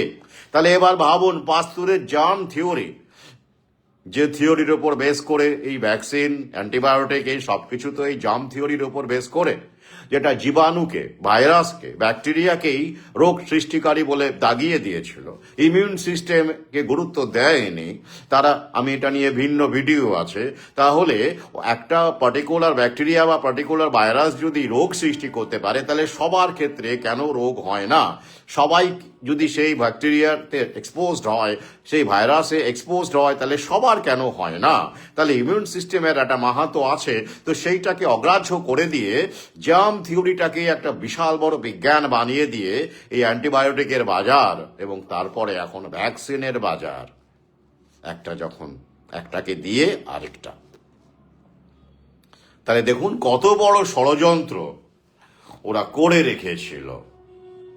আর তাই যখন অ্যান্টিবায়োটিক গুলো ফেল করছে, তখন কিন্তু ওরা একবারও বলছে না যে আমরা অ্যান্টিবায়োটিক রিসার্চ করে শক্তিশালী অ্যান্টিবায়োটিক বানাবো বানাবো বা একবারও বলছে না। ওরা বলছে কি, ভ্যাকসিন আছে তো, ভ্যাকসিন হবে সব ক্ষেত্রে, সব রোগের ক্ষেত্রে। দেখতে পা কিভাবে আগে কটা ভ্যাকসিন ছিল, কটা রোগের ভ্যাকসিন ছিল, এখন সমস্ত রোগের ভ্যাকসিন এক এক করে আসছে, ঘামাচিরটাও আসবে আগামীতে, তাই তো? তো এইটা কেন করছে? ওরা একটা প্ল্যানফুলি করছে। ওরা জানতো এক সময় ফেল করবে। প্রকৃতির ওপরে কেউ নেই, মহাকালের ওপরে কেউ নেই। So antibiotics are bound to fail one day. They were well aware of that. ওরা জানতো, ওরা কি জানতো না এ রেজিস্ট্যান্স হয়, তৈরি হবে? জানতো না। ডাক্তাররা এলোপাথারি প্রেসক্রাইব করবে, জানতো না। সবই জানতো তারা, জেনে শুনে প্ল্যান মাফিক ওরা এগিয়েছে, তাই তো? তাহলে এবার ওরা এই ভ্যাকসিনের যে বিনিয়োগটাকে, সেটাকেই ওরা একটা দুর্দান্ত জায়গায় নিয়ে যাবে। আপনার সামনে ভ্যাকসিন ছাড়া আর কোনো অপশনই থাকবে না। তখন আপনি কি করবেন? আসুন আপনাদের একটা খবর শোনাই। আপনারা হয়তো অনেকে, আপনি লিঙ্ক দিয়ে দেবো, অনেকে হয়তো বিশ্বাস করছেন না, কারণ সম্প্রতি অনেক পাঠক এসেছেন আমার চ্যানেলে বা আমার ফেসবুকে। তাদের জন্যই মূলত পড়ছি। সবাই শুনুন যে এই যে স্ট্যান্ডটা, অর্থাৎ ভ্যাকসিন দিয়েই যে অ্যান্টিবায়োটিকের প্রয়োজনীয়তাকে মিটিয়ে ফেলা যাবে অনেকাংশে এখন, আগামীতে পুরোপুরি, সে বিষয়ে হু বলছে, মানে হুকে দিয়ে বলানো হচ্ছে। আপনাদের জ্ঞাতার্থে জানাই, হু, ওয়ার্ল্ড হেলথ অর্গানাইজেশন থেকে কিন্তু আমেরিকা ইতিমধ্যে বেরিয়ে গেছে। আমেরিকা আর হু এর সদস্য নয়, সুপার পাওয়ার। তো ওদের দেশের মানুষ কি বিরোধিতা করেছে? ওদের দেশের মানুষের চাপেই বেরিয়ে এসছে ডোনাল্ড ট্রাম্প। তাহলে ওদের স্বাস্থ্য রক্ষা তাহলে কে করছে? হু করছে? করছে না। সাবধান থাকুন। ওরা কি অশিক্ষিত আমেরিকার লোকজন? তাহলে তারা চাপ দিল কেন? ডোনাল্ড ট্রাম্প কেন বা সেটা করতে গেলেন? হু থেকে আমেরিকাকে বের করে নিয়ে এলেন কেন? বাস্তব বুদ্ধি ব্যবহার করুন। ওরা নিজেদেরকে প্রোটেকশন করে নিল, আর বাকি পৃথিবী ভাঁড় মে যাক, রসাতলে যাক, আমেরিকা ফার্স্ট, তাই তো? আসুন হু কি বলছে, শিরোনামটা দেখি। Better use of vaccines could reduce antibiotic use by 2.5 billion doses annually, says হু। অর্থাৎ ঠিকঠাক ভ্যাকসিনের ব্যবহার করা গেলে বছরে 2.5 বিলিয়ন ডোজ অ্যান্টিবায়োটিক আর লাগবে না, ছেটে ফেলা যাবে। তাহলে 2.5 বিলিয়ন ডোজ অ্যান্টিবায়োটিক ছেটে ফেলে তার জায়গাটা কে নেবে? কেন? ভ্যাকসিন নেবে। দিয়ে দেবো লিঙ্ক, দেখে নেবেন। হু বলছে মানে বুঝতেই পারছেন। আর হুতে তো ভারত, হুয়ের প্যান্ডেমিকটিতে ভারত সই করেছে। মোদি সগর্বে বলেছে এই ক্ষেত্রে ভারত একটা বড় ভূমিকা নেবে, এবং কি ভূমিকা নেবে সেটা আগামীতে দেখতেই পাবেন। ছোট বড় ক্ষেত্রে দেখে নিয়েছেন আমেরিকা কিভাবে হামলা করে ইউএনওকে লাথি মেরে, সিকিউরিটি কাউন্সিলকে লাথি মেরে কিভাবে ভেনেজুয়েলা দখল করে নিয়েছে। তা আন্তর্জাতিক ক্ষেত্র থেকে জিও পলিটি, দাদাগিরি। এবার স্বাস্থ্যক্ষেত্রে দেখবেন, ওটা তো অত বড় কাণ্ড যদি করা যায়, তাহলে এইটুকু 10টা লোককে, 100টা, 1000টা লোককে, 5 লক্ষে ভয় দেখিয়ে জোর করে ভ্যাকসিন গুঁজে দেওয়াটা খুব কঠিন কাজ হবে? হবে না। ওই জন্যই বলি সংখ্যাটা বাড়ান, সচেতনতা বিস্তার করুন। কতদিন আর RTI দেখিয়ে নিস্তার পাবেন? দেখতে পাচ্ছেন তো দাদাগিরিটা কোন পর্যায়ে পৌঁছে গেছে, যেটা আগে ছিল না। আগে অন্তত এইগুলো ব্যবহার করা হতো, আমি আগের ভিডিওতে বলেছি। তাই এটা কিন্তু অশনি সংকেত, আমি এই কারণেই বলছি। হু থেকে আমেরিকা বেরিয়ে গেছে, ঠিক আছে, আমেরিকা আপনাদের জোর করবে না, ভারতকে জোর করবে না, আমেরিকা নিজেই তো বেরিয়ে গেছে, মিটে গেল। কিন্তু চীন, আমেরিকার জায়গা কে নিয়েছে? চীন। আর চীন টোটালিটারিয়ান রাষ্ট্র, হ্যাঁ, সার্ভেলেন্স স্টেট। সেই চীন যদি এই ভূমিকাটা নেয় প্যান্ডেমিক ট্রিটির রূপায়ণের, তাহলে বুঝতে পারছেন তো কত ভয়ঙ্কর বিপদ অপেক্ষা করে আছে আমাদের জন্য। আমি বহু আগেই সতর্ক করেছি, কিন্তু ওই যে মধ্যবিত্ত এভাবেই ভাবছে বেঁচে যাব। না, আগুন লাগবেই। নিজের বাড়িতে আগুন না লাগলে কিন্তু ঠিক আগুনের ক্ষয়ক্ষতি সম্পর্কে আমাদের কারো ধারণা হয় না। Waiting for that moment. তারপরে কি লিখেছে? More investment in vaccines could avert deaths due to antimicrobial resistance, reduce antibiotic use, and save money treating resistant infections. কি সুন্দর কথা না? ভ্যাকসিনে যদি আরো বেশি বিনিয়োগ করা যায়, তাহলে এই মাইক্রোবাইয়াল রেজিস্ট্যান্সের কারণে যে মৃত্যু, AMR এর কারণে মৃত্যু, সেটাকে আটকানো যাবে, ঠেকানো যাবে। এবং অ্যান্টিবায়োটিকের ব্যবহার দরকার পড়বে না, কমিয়ে দেওয়া যাবে। তাই তো কেন এটা বলা হলো হুকে দিয়ে? হু তো একটা দালাল মাত্র, ফার্মা লবির দালাল, জায়োলিস্টদের দালাল, যা তো আপনারা এতদিনে বুঝেছেন। করোনা প্যান্ডেমিক দিয়েই তো বুঝেছেন। যারা এখনো বোঝেননি তারা জীবনে বুঝবেন, তাদের কথা ছেড়ে দিন। কেন? খুব সিম্পল। এই যে দেখুন, করোনা ভ্যাকসিন, কোভিড ভ্যাকসিন, ডাক্তারের প্রেসক্রিপশন লেগেছিল? লাগেনি। কোনো ভ্যাকসিনই যে দেওয়া হয় স্কুলে, MMR বলুন, অমুক বলুন, MR বলুন, অমুক বলুন, যাই বলুন না কেন, বা আপনি যে কোনো প্রাইভেট ক্লিনিক থেকে আপনি গেলে HPV ভ্যাকসিনও নিয়ে আসতে পারেন অনায়াসে, সরকারও বুঝে দিতে পারে অনায়াসে। কোনো প্রেসক্রিপশন লাগে? লাগে না। আপনাকে অসুস্থ হতে হয় কি? না। আরে ভ্যাকসিনটা তো আগামীতে যাতে আপনি অসুস্থ না হন তার জন্য দেওয়া, তাই না? সিম্পল ব্যাপার। তো এই কারণেই দেওয়া। তাহলে আপনি এখন সুস্থ আছেন, ঠিক আছে, আগামীতে তো অসুস্থ না হন যাতে, তার জন্যই আমরা আপনার জন্য ভাবছি। We are pondering over your welfare. তো আপনি ভালো থাকুন, এটাই তো আমরা চাই। আর তাই আগেই আপনাদের ভ্যাকসিনটা দিয়ে দিচ্ছি। তাহলে এই ক্ষেত্রে আপনার কখন অসুখ হবে তার জন্য আপনাকে দাঁড়িয়ে বসে থাকতে হবে না, ফার্মা কোম্পানিকেও বসে থাকতে হবে না, সবাই এলিজিবল। কিছু জন্ম থেকেই তো ভ্যাকসিন, তাই তো? ডেঙ্গু ভ্যাকসিন আছে সামনের বছর। আচ্ছা, তাহলে কি হচ্ছে, এর বাজারটা অনেক বেশি। অ্যান্টিবায়োটিক যখন আপনি অসুস্থ হবেন তখন নিচ্ছেন, কিন্তু ভ্যাকসিন আপনি সুস্থ থাকছেন যখন সবাই নিচ্ছে। এবং সরকারকে দিয়ে কেনানো যাচ্ছে, কারণ মাস স্কেলে দেওয়া হচ্ছে, যেহেতু ইমিউনাইজেশন প্রোগ্রামের মধ্যে ঢুকিয়ে ফেলা হচ্ছে, টিকাদান কর্মসূচির মধ্যে ঢুকিয়ে যখন ফেলা হচ্ছে, তখন স্বাভাবিকভাবেই স্কুলে, কলেজে, স্বাস্থ্যকেন্দ্রে, সব জায়গাতেই দেওয়া হচ্ছে। কোনো ডাক্তারের সার্টিফিকেট প্রেসক্রিপশন লাগছে না, কোনো ঝামেলা নেই, ঘরে বসে উপার্জন। আর জনগণ ভাবছে, বা এই তো দারুণ, আমার এমুক ভ্যাকসিনটা নিলাম, দারুণ, এবার প্রোটেকশন,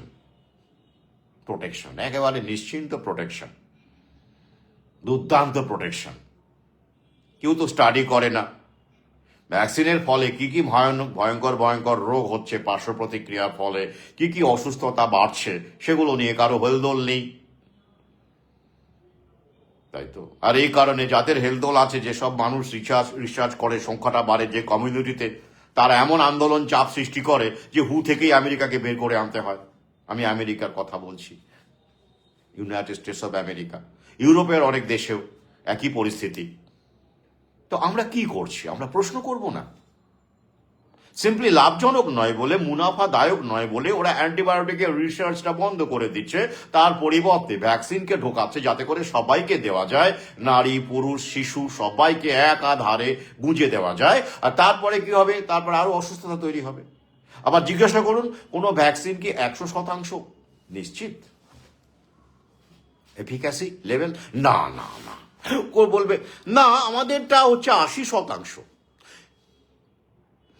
কেউ বলবে না না 95%, কেউ বল 90% এফিকেসি রেট বলা হয়।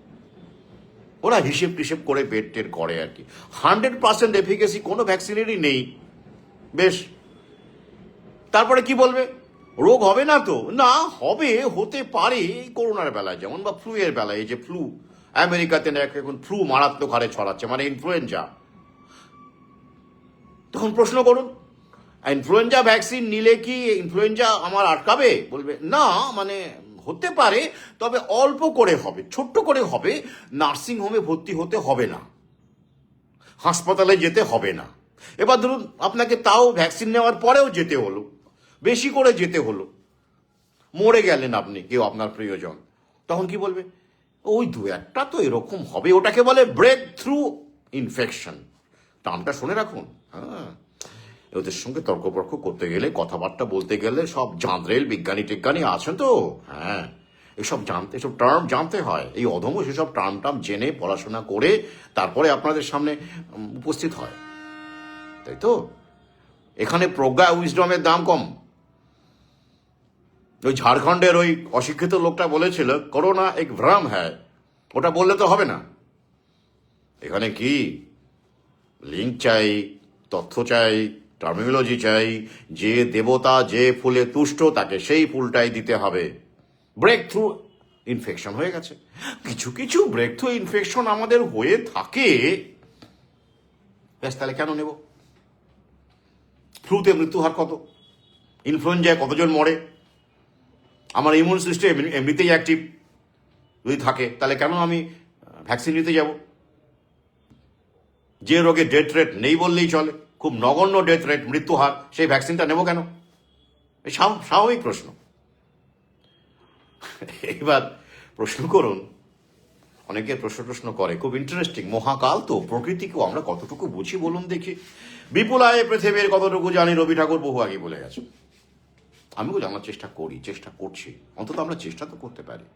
ওই যে বলি, না জানাটা কোনো অপরাধ নয়, জানার চেষ্টা না করাটাই অপরাধ, পাপ। আমি এটা বিশ্বাস করি। কিরকম? এই যে জলাতঙ্কের ভ্যাকসিন, র্যাবিস ভ্যাকসিন, এটা কত শতাংশ এফেক্টিভ জিজ্ঞেস করুন। কেউ বলবে না 100%, কেউ বলবে না, বলবে হ্যাঁ এটা আটকায়, বেশ ভালো কথা। লুই পাস্তুর জলাতঙ্ক, মানে র্যাবিসের যে ভ্যাকসিন যিনি বানিয়েছিলেন, এবং উনি কিন্তু ঘটনাচক্রে জার্ম থিওরির জন্ম দিয়েছিলেন। খুব ইন্টারেস্টিং। আচ্ছা, এবার প্রশ্ন করুন যে কুকুর কামড়ালেই কি জলাতঙ্ক হবে? না, তা হবে না, অবশ্যই হবে না। বেশ, কিন্তু আমাদের মধ্যে এমন একটা ঢুকিয়ে দেওয়া হয়েছে যে ভদ্রলোকের, আমরা তো প্রশ্ন করি না, আমরা জানতে চাই না। এ নিয়ে আমার ভিডিও আছে, তবু যেহেতু এটা প্রাসঙ্গিক আলোচনা তাই করছি সংক্ষেপে, যে কুকুর কামড়ালেই নাকি জলাতঙ্ক হয়। ভুল কথা। এবং অনেকে মনে করে বেড়াল কামড়ালে জলাতঙ্ক হয়, ভুল কথা। ইঁদুর ছুঁচো কামড়ালে জলাতঙ্ক হয়? কখনোই হয় না। কিন্তু ইঁদুর কামড়ালে লোকে র্যাবিসের টিকা নিতে দৌড়য়। ওরে বাপ রে বাপ! সমস্যা হচ্ছে কি? এবার প্রশ্ন করুন যে তাহলে কি উত্তরটা হবে আসলে? র্যাবিড অ্যানিম্যাল যদি আপনাকে কামড়ায়, সেটা কুকুর হতে পারে, র্যাকুন হতে পারে। র্যাকুন আমাদের দেশে নেই, ওটা আমেরিকায়, ওসব দেশে র্যাকুন থেকে হয়, বা শেয়াল থেকে হয়। শেয়াল কামড়ায় না, শেয়াল পালিয়ে যায়, যাই হোক, মূলত কুকুর। তো বেড়াল, যদি কুকুরের কামড়ে বেড়াল জলাতঙ্ক গ্রস্ত হয়ে যায়, আলাদা কথা। কিন্তু প্রশ্ন হচ্ছে, তো যে কুকুরটা আপনাকে কামড়াচ্ছে বা যে বেড়ালটা আপনাকে কামড়াচ্ছে, সেটা দেখেই আপনি বুঝতে পারবেন সেটা অসুস্থ কিনা। অসুস্থ কিনা মানে তার সে তো সুস্থ হবে না, এ তো আনপ্রভোকড বাইট করবে আপনাকে, বিনা প্ররোচনায় তেড়ে এসে কামড়াবে। আপনি আত্মরক্ষার জন্য করবে না সে। আপনি রাতের বেলা কোনো কুকুর শুয়েছিল, আপনি দেখতে পাননি, পা দিয়েছেন, সে আত্মরক্ষার জন্য কামড়েছে, তো ওই কামড়ে জলাতঙ্ক হওয়ার সম্ভাবনা আছে। বা আপনার পোষা কুকুর আপনাকে এমনি কোনোভাবে একটু আঁচড়ে দিল, তাতে জলাতঙ্ক হওয়ার সম্ভাবনা আছে। তাহলে কি ব্যাপারটা, কি আসলে কি হয়, একটু বোঝার চেষ্টা করি। এবং ভ্যাকসিন কতটা কার্যকরী সেক্ষেত্রে সেটাও একটুখানি আপনাদের মধ্যে ভাবায়, আপনাদের যে খেলাটা কোন লেভেল থেকে শুরু হয়েছিল। ওগুলোই তো আদি ভ্যাকসিন। কিরকম? আচ্ছা, এবার তাহলে কি হলো? প্রথম শর্ত হলো প্রাণীটিকে, যে আপনাকে কামড়াবে, বাইট করবে, তার জলাতঙ্ক থাকতে হবে, উপসর্গ থাকতে হবে, মানে তার লালাতে, তার স্যালাইভাতে র্যাবিস ভাইরাস থাকতে হবে, পরিষ্কার কথা। সে যদি সুস্থ হয় তাহলে জলাতঙ্কের কোনো প্রশ্নই নেই। এখন প্রশ্ন হচ্ছে, যেটা আপনার পরিচিত কুকুর যদি কামড়ায়, আপনার পোষা কুকুর বা আপনার পাড়ার কুকুর যাকে আপনি দেখতে পান, তো আপনি তো দেখতেই পাচ্ছেন, কারণ কুকুরটি আগে মরবে, আপনার চিন্তা নেই। মানব দেহে জলাতঙ্কের র্যাবিস ভাইরাসের ইনকিউবেশন পিরিয়ড 20 দিন জেনারেলি, নর্মালি। তো কুকুরটি তো 10 দিনের মধ্যেই মারা যাবে মশাই, 10 থেকে 11 দিনের মধ্যেই কুকুরটি মারা যাবে। তাহলে কুকুর মরবে, আপনি তো সেটা দেখতে পাচ্ছেন অসুস্থ হচ্ছে কিনা। আর অসুস্থ হলে যদি দেখেন কুকুরটি সত্যি অসুস্থ এবং আরো 2 জনকে কামড়েছে, কিন্তু আপনি দেখতেই পাবেন, জানতে পারবেন। শুধু জলাতঙ্ক মানে কুকুরের হলো শুধু আপনাকেই কামড়ালো, আর কাউকে কামড়ালো না, কামড়ানোর চেষ্টা করলো না, শুধু আপনাকেই বেছে রেখেছিল, আপনি এতই সৌভাগ্যবান, এমনটা হয় না। কিন্তু কি হয়, কুকুরে কামড়ালেই মানুষ ভয় পেয়ে, আমার এরকম পরিচিত সহযোদ্ধা আছেন, তারা এখন রিয়ালাইজ করেছেন, ভয় পেয়ে একাধিকবার পোষা বেড়ালের আঁচড় টাচড় খেয়েছেন, প্রতিবার ভ্যাকসিন নিয়েছেন, নার্ভাস প্রবলেমে পড়ে গেছেন, নার্ভের রোগে ভুগছেন। তাহলে কি করবেন? নাম্বার 1, যদি দেখেন যে কুকুরটি অসুস্থ, আনপ্রভোক বাইট করেছে,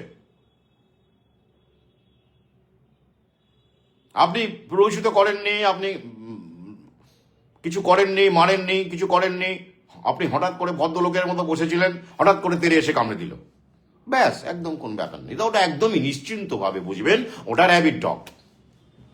কারণ আপনি চুপচাপ কোথাও দাঁড়িয়ে আছেন, কোনো কাউকে উত্তক্ত করেননি, বা এমনি বসে আছেন ঘাসের উপরে, হঠাৎ করে তেড়ে এসে কামড়ে দিল, তাহলে আর কোনো সন্দেহ নেই ওটি র্যাবিট ডগ। ব্যাস, ভ্যাকসিন নেবেন, সেক্ষেত্রে কোনো সন্দেহ নেই। না নিলে মনে তো আপনি ভয়েই মারা যাবেন। আসছি, পরে একটা কাহিনী আছে এর পেছনে, জানেন তো, এখানেই শেষ নয়। ওই যে 100% এফেক্টিভ নয়, ওই গল্পটা তো আছে এখানে, আসছি। তাহলে নিয়ে নিন, গেল। এবার দেখা গেল আপনার পোষা কুকুর কামড়েছে, পাড়ার কুকুর কামড়েছে, তাকে দেখতে পাচ্ছেন, দিব্যি হেলে দুলে ঘুরে বেড়াচ্ছে, তাহলে প্রশ্নই নেই নেওয়ার, তাকে দেখতে পাচ্ছেন।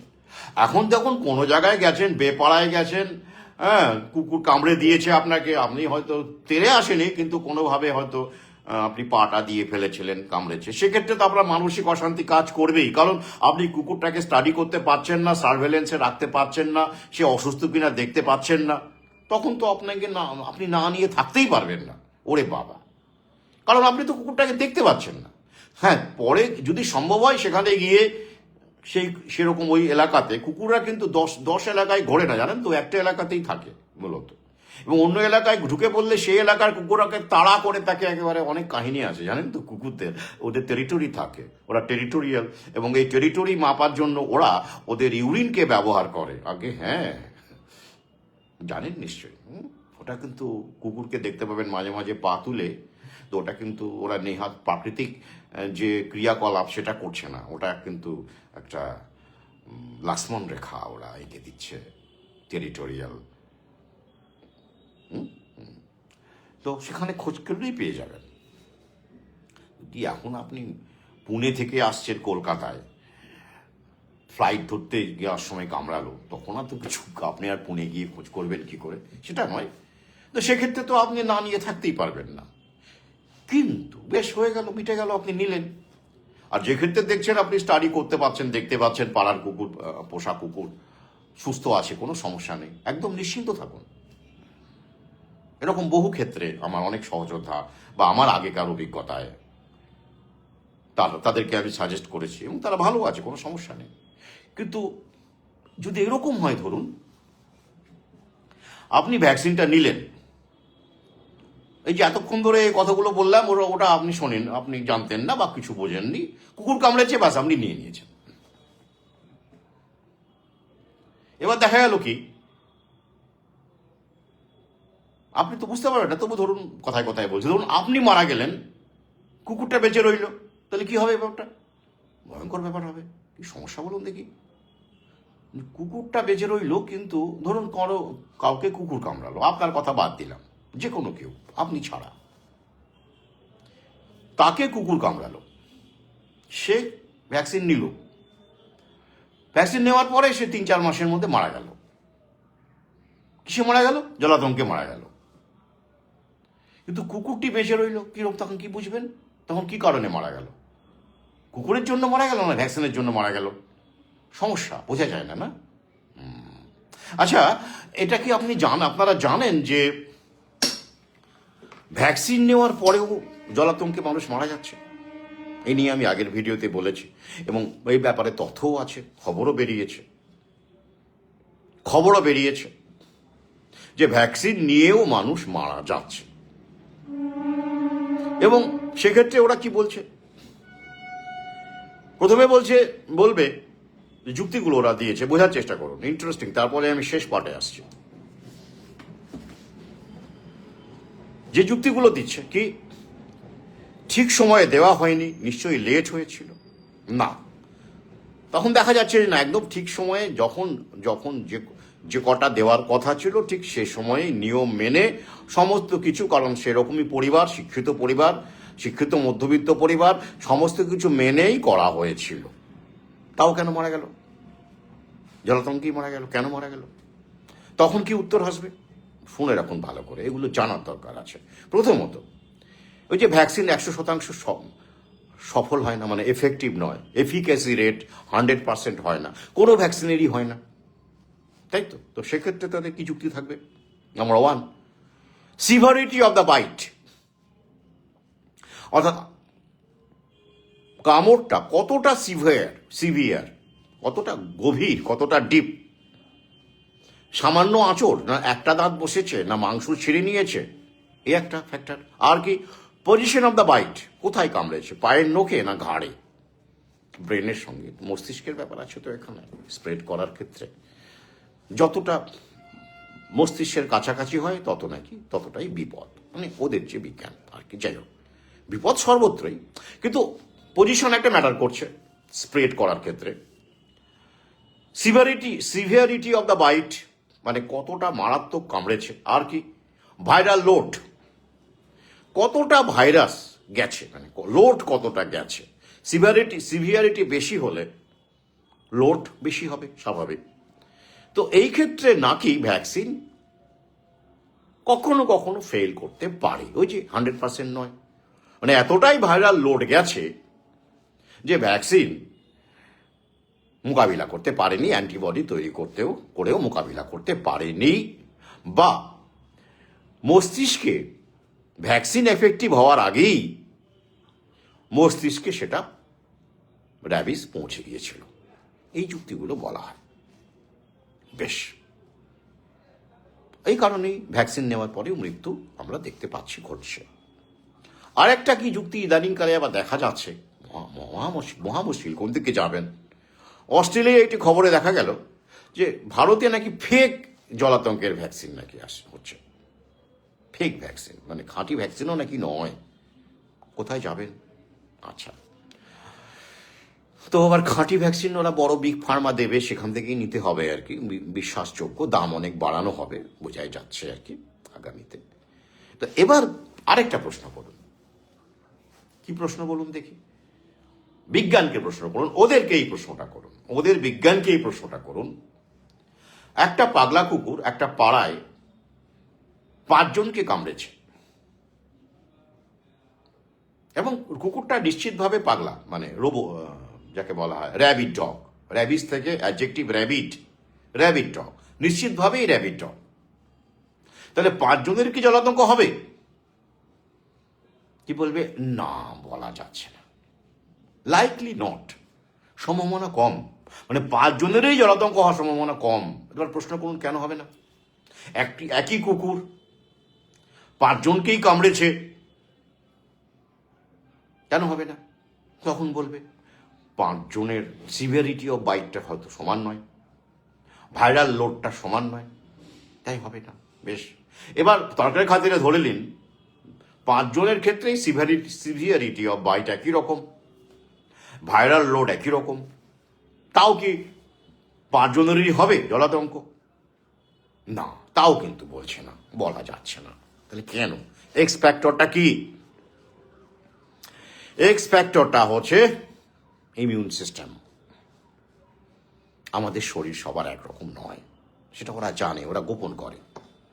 আর একরকম নয় বলেই ওরা আমাদের ভিন্ন ভিন্ন বায়োমেট্রিকটা নেয়, নিয়ে ডেটা ব্যাংক করে কন্ট্রোল করবার জন্য। আর বায়োমেট্রিকটা কে বানিয়েছে? প্রকৃতি। প্রকৃতির উপরে কেউ নেই, ওদেরকে ওটা নিয়েই ব্যবসা করে খেতে হয়, তাই তো। ইউনিক একটা নাম্বার ওরা তৈরি করে এই বায়োমেট্রিক থেকে, তাই তো। তো তাহলে এটাই এক্স ফ্যাক্টর।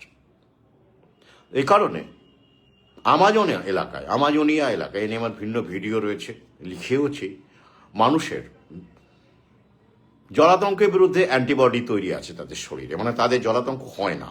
কারণ বাদুড়ে কামড়ে একটা বিশেষ বাদুড় আছে র্যাবিস বহন করে, তো কামড়ে তাদের শরীরে ওই সে সময় তো ভ্যাকসিন ট্যাকসিনের গল্প ছিল না, তাদের শরীর অ্যান্টিবডি তৈরি করতে পারে বলে জানা গেছে, তথ্য তাই বলছে। তো আমাদের মধ্যেও কি এরকম কিছু নেই? এটাই হলো প্রশ্ন। তো এই কারণেই সবার ক্ষেত্রে সমান নয়, এই যে বলা ব্যাপারটা আসছে, তো তাই কিন্তু ওই রিস্কটা তো নেওয়া যায় না, সম্ভব নয়, একটা মানসিক জায়গা তৈরি হয়ে যায়। তো সেই ক্ষেত্রে ওদের বিজ্ঞান বলছে যে না, পাগলা কুকুর 5 জনকে কামড়ালে 5 জনেরই জলাতঙ্ক হবে, বলা যাচ্ছে না। তাহলে এই এক্স ফ্যাক্টরটা এখানে কাজ করছে, এটা নিঃসন্দেহে বলা যায়, কাজ করছে। তাহলে এবার ধরুন যে যদি আপনি ধরুন কুকুর কামড়ালো, জলাতঙ্ক, র্যাবিট ডগই আপনাকে কামড়ালো, আপনি ভ্যাকসিন নিলেন, জলাতঙ্কের ভ্যাকসিন নিলেন, আপনার জলাতঙ্ক হলো না, কুকুরটা মারা গেল। তা এখান থেকে আপনি কোন সিদ্ধান্তে আসছেন? যে জলাতঙ্কের ভ্যাকসিনটা আপনার কাজে লেগেছে, কুকুরটা মারা গেল কিন্তু আপনি বেঁচে রইলেন, তাই তো। কিন্তু যদি এরকমও বলা হয় যে আপনার হয়তো জলাতঙ্ক এমনিতেই হতো না, ওই যে 5 জনকে কামড়ালে 5 জনের হবে, তা বলা যাচ্ছে না, আপনার ইমিউন সিস্টেম হয়তো সেটা প্রতিরোধ করতে পারত, আপনি ভ্যাকসিনকে ক্রেডিট দিচ্ছেন, এমনও হতে পারে। আমি কিন্তু ভাবনার জায়গা রাখছি, হতে পারে, ওইটাই এক্স ফ্যাক্টর। তো সুতরাং কিন্তু ওই যে এটা তো জোর দিয়ে বলা যায় না। আর তাই র্যাবিট ডগ কামড়ালে যদি আপনি নিশ্চিত হন র্যাবিট ডগ, এবং যখন আপনার জানার উপায় না থাকে, সেক্ষেত্রে তো আপনাকে ভ্যাকসিনটা নিতেই হবে, আপনি না নিয়ে থাকতেই পারবেন না।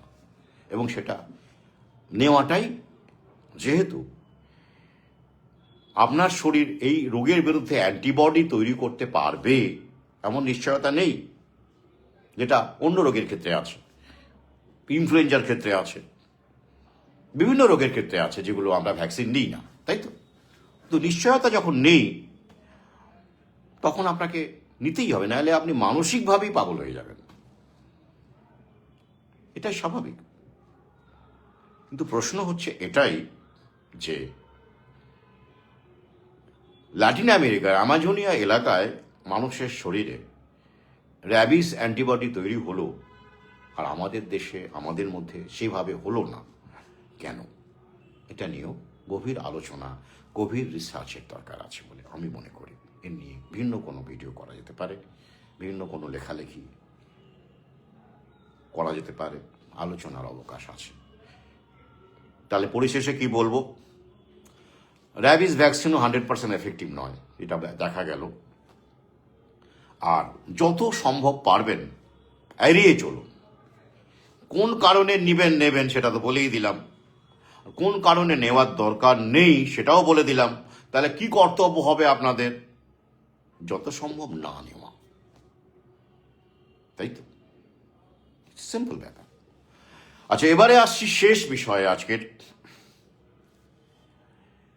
হেপাটাইটিস এ মারাত্মকভাবে ছড়িয়ে পড়ছে। কোথায়? কেরালায়। কি ভয়ঙ্কর বলুন দেখি। কেরালায় ছড়িয়ে পড়ছে। খেয়াল করে দেখবেন, যত ভয়ঙ্কর ভয়ঙ্কর রোগ কেরালা থেকেই বেশ সূত্রপাত হয় বড় আকারে। করোনা তো কেরালা থেকেই এসেছিল। নিপা ভাইরাস, যেটা ফলটল খেলে নাকি হচ্ছে, হয়তো মারাত্মকভাবে নাকি মারা যায়। কেরালায় কজন নার্স মারা গিয়েছিল নিপা ভাইরাসে। নিপা ভাইরাস খেজুর রস থেকেও হয়, ফল থেকে হয়। হ্যাঁ, কোনো একটা বাদুর নাকি সেই ফলটল খেয়ে খায়, আর সেখান থেকে ফলে ভাইরাস ছড়ায়। খেজুর রসও বিপজ্জনক, নিপা ভাইরাস হয়। ওগুলো দিয়ে প্রকৃতি থেকে মানুষকে বিচ্ছিন্ন করার খেলা, বিভিন্ন রকমের খেলা। তো যাই হোক, সেই কেরালাতেই নাকি ছড়িয়েছে ভয়ঙ্করভাবে। আসুন একটু খবরটা আপনাদের পড়ে শোনায়। এবং খবরের মধ্যে যে কি ভয়ঙ্কর রকম শিরোনাম ওরা বানাতে পারে, এবং ভুল শিরোনাম ইচ্ছে করে বানাতে পারে মানুষকে আরো ভয় দেখানোর জন্য, প্যানিকবাজি করবার জন্য, সেটা আপনাদের সামনে তুলে ধরার জন্যই আমি খবরটি পড়তে চাইছি। কি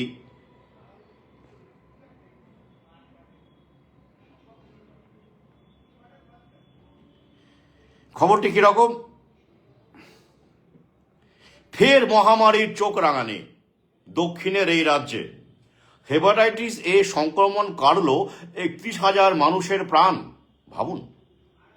এশিয়া নেট নিউজ শিরোনামটা খেয়াল করুন, আমি লিঙ্ক দিয়ে দেব। বলছি, হেপাটাইটিস এ সংক্রমণ কাড়ল 31,000 মানুষের প্রাণ। যারা ভেতরের খবরটা পড়বেন না তারা কি ভাববেন? ভয় পাবেন তো? এখন পুরো খবর পড়ার ধৈর্য কজনের আছে ভালো করেই জানি। তারা তো আতঙ্কিত হবেন, প্যানিকগ্রস্ত হবেন, এবং এই উদ্দেশ্যে এটা করা। আসুন এবার খবরটা পড়ি। কেরলে মহামারীর আকার নিচ্ছে হেপাটাইটিস এ। দ্রুত ছড়াচ্ছে সংক্রমণ। গত কয়েক বছর ধরেই এই রোগের সংক্রমণ বাড়ছে, কিন্তু এবার তা ভয়ঙ্কর আকার নিয়েছে। 30 ডিসেম্বর 2025 পর্যন্ত রাজ্যে 30,000-এরও বেশি মানুষ আক্রান্ত হয়েছে। ভাবুন, ওই যে এটা খবরে বললো শিরোনামে, ওটা কিন্তু আক্রান্তের সংখ্যা। আক্রান্ত হয়েছে। বেশ। কেরল প্রশাসনের দেওয়া তথ্য অনুযায়ী এখনো পর্যন্ত রাজ্যে আক্রান্তের সংখ্যা 31,506 জন। ইতিমধ্যেই 82 জনের মৃত্যু হয়েছে। কি বুঝলেন? মারা গেছে মানে ওদের যে তত্ত্ব, ওরা যেটা বলছে যে হেপাটাইটিস এ তে নাকি মরেছে সংক্রমণে, বাস্তবে মরেনি, আমরা তা জানি। করোনার সময় যেমন সমস্ত রোগ করোনার খাতায় ঢুকিয়ে দেওয়া হচ্ছিল, এখন ওরা যেদের দরকার আছে সেটাকে ওরা হেপাটাইটিস এ বলে চালাবে। কেন চালাবে আসছে। কিন্তু প্রশ্ন হচ্ছে যে মারা গেছে তো 82 জন, তাহলে শিরোনামে কেন 31,000 জন লিখলো? এটা তো কেস করা উচিত না? এটা তো ভয়ঙ্কর, মারাত্মক ভুল, মারাত্মক ভুল।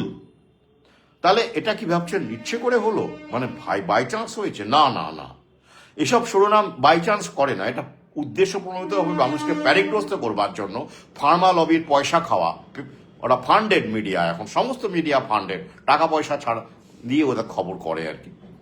তো এই কারণে একটা ভয়ঙ্কর খবর ওরা, আপনি পড়লেই চমকে যাবেন। এটা আগেও এরকম হয়েছে, শিরোনামে একটা তথ্য থাকে, প্যানিকবাজি, ভেতরে খবরটা আলাদা। মাত্র মারা গেছে 82 জন 31,000 জনের মধ্যে। বেশ। তারপর কি? ক্রমশই পরিস্থিতি জটিল হয়ে উঠছে, আতঙ্ক বাড়ছে রাজ্যের বাসিন্দাদের মধ্যে। কেরালা। বেশ। তারপর কি? বিশেষজ্ঞদের মতে কেরলের স্বাস্থ্যবিধির ব্যর্থতা এবং পরিচ্ছন্নতার চূড়ান্ত অভাবে পানীয় জল দূষিত হয়ে পড়েছে। বিশেষজ্ঞদের কথায় ভূগর্ভস্থ জল সম্পূর্ণরূপে দূষিত হয়েছে, যার ফলে মহামারীর মতো ছড়াচ্ছে হেপাটাইটিস এ। আক্রান্তের তালিকায় শিশু থেকে বৃদ্ধ, তরুণ তরুণী সকলেই আছে। ব্যাস, এবার ধরতে পারলেন তো, আমি আসছি। এটা তো এখনকার খবর কেরালার, এটা 2024-2023 থেকেই এরকম খবর বিভিন্ন রাজ্যে, পুনেতেও আছে, ছড়িয়েছিল। এগুলো কিন্তু ছড়ানো শুরু হয়েছে বছর 2-3 হলো, প্রিসাইজলি এরকম 2023 থেকে। হ্যাঁ, আমি নজর রেখেছি, এ নিয়ে আমি আগের ভিডিওতেও বলেছি সতর্ক থাকার জন্য। এই হেপাটাইটিস এ সংক্রমণ হঠাৎ করে বাড়ছে কেন? ইদানিং তো হয়নি, এত তো করোনা নিয়ে মানুষ ব্যস্ত ছিল, তাই তো, ব্যস্ত ছিল। এটা কেন বাড়ছে? প্রথমত কিন্তু প্যানিক, পরিসংখ্যান, ভুলভাল পরিসংখ্যান মিডিয়াকে দিয়ে করানো হয়। করোনার সময় যেমন এত এত করোনার প্যানিক ছড়ানো হয়েছিল, তাই তো। বেশ, তাহলে লিভারের সমস্যা কি নেই? অবশ্যই হচ্ছে। তো লিভারে তো সংক্রমণ হয় হেপাটাইটিস এ, তো মৃদু সব বলো, প্রথমে একটুতেই সেরে যায়। কিন্তু ওই যে নাকি ছোঁয়াচে, ওরা বলছে খুব ছড়ায়, সংক্রামক, বললেই বুঝতে পারবেন, খুব নাকি সংক্রমণ, মানে একজন ব্যক্তির খাবার দাবার থেকেও নাকি ছড়াতে পারে, মলমূত্র থেকেও ছড়াতে পারে, সংক্রমণ হয়, সেরে যায় তাড়াতাড়ি, মানে 2-1 দিনের মধ্যেই সুস্থ হয়ে যায়, কিন্তু তার থেকে সংক্রমণ হয়, আবার হোক না তারও তো সেরে যাবে 2-1 দিনের মধ্যে, সেটা ওরা বলবে নাকি সংক্রমণ হচ্ছে মারাত্মক। অর্থাৎ এটাকে দিয়েও কিন্তু একটা বিধি জারি করার সুযোগ আছে। কিন্তু প্রশ্ন হচ্ছে যে এই যে ভ্যাকসিনের কারণে এত এত মানুষের লিভারের সমস্যা হচ্ছে, লিভার ক্যান্সার হচ্ছে, লিভার ফেলিওর হচ্ছে, কিডনি ফেলিওর, বিভিন্ন রকমের অসুস্থতা বাড়ছে, তথ্য আছে আমাদের কাছে। এ নিয়ে ফেসবুকে বহু পোস্ট দিয়েছে, লিঙ্ক দিয়ে, স্টাডি জার্নালের লিঙ্ক দিয়ে, সেগুলোর নিয়ে কোনো উচ্চবাচ্য আছে?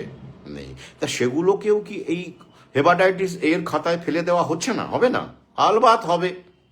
ওরা তো জানে, ওরা তো ক্ষেত্র তৈরি করে ফেলেছে। এক ঢিলে বহু পাখি।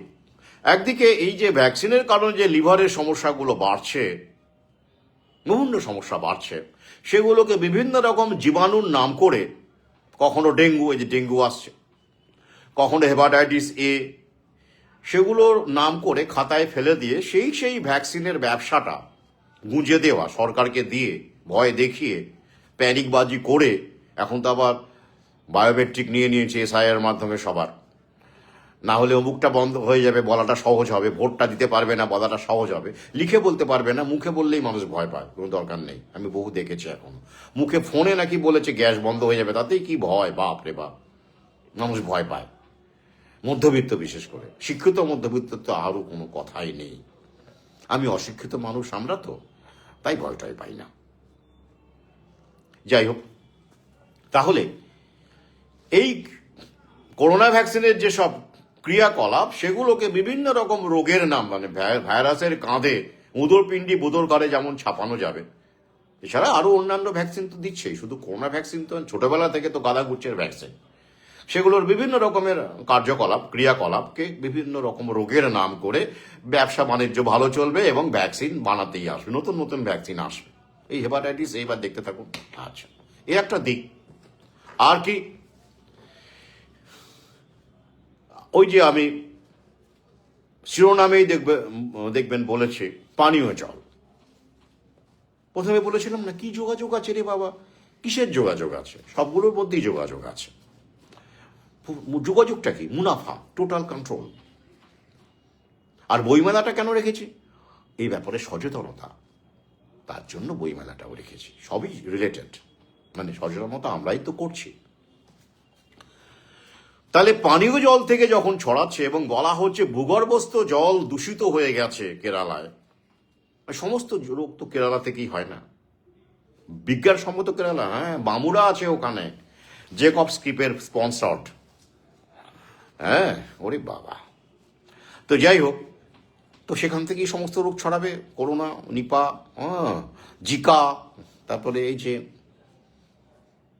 Hepatitis A. আমি বহু আগেই বলেছি, কেরালাকে লক্ষ্য রাখুন। তাহলে কি দাঁড়াবে?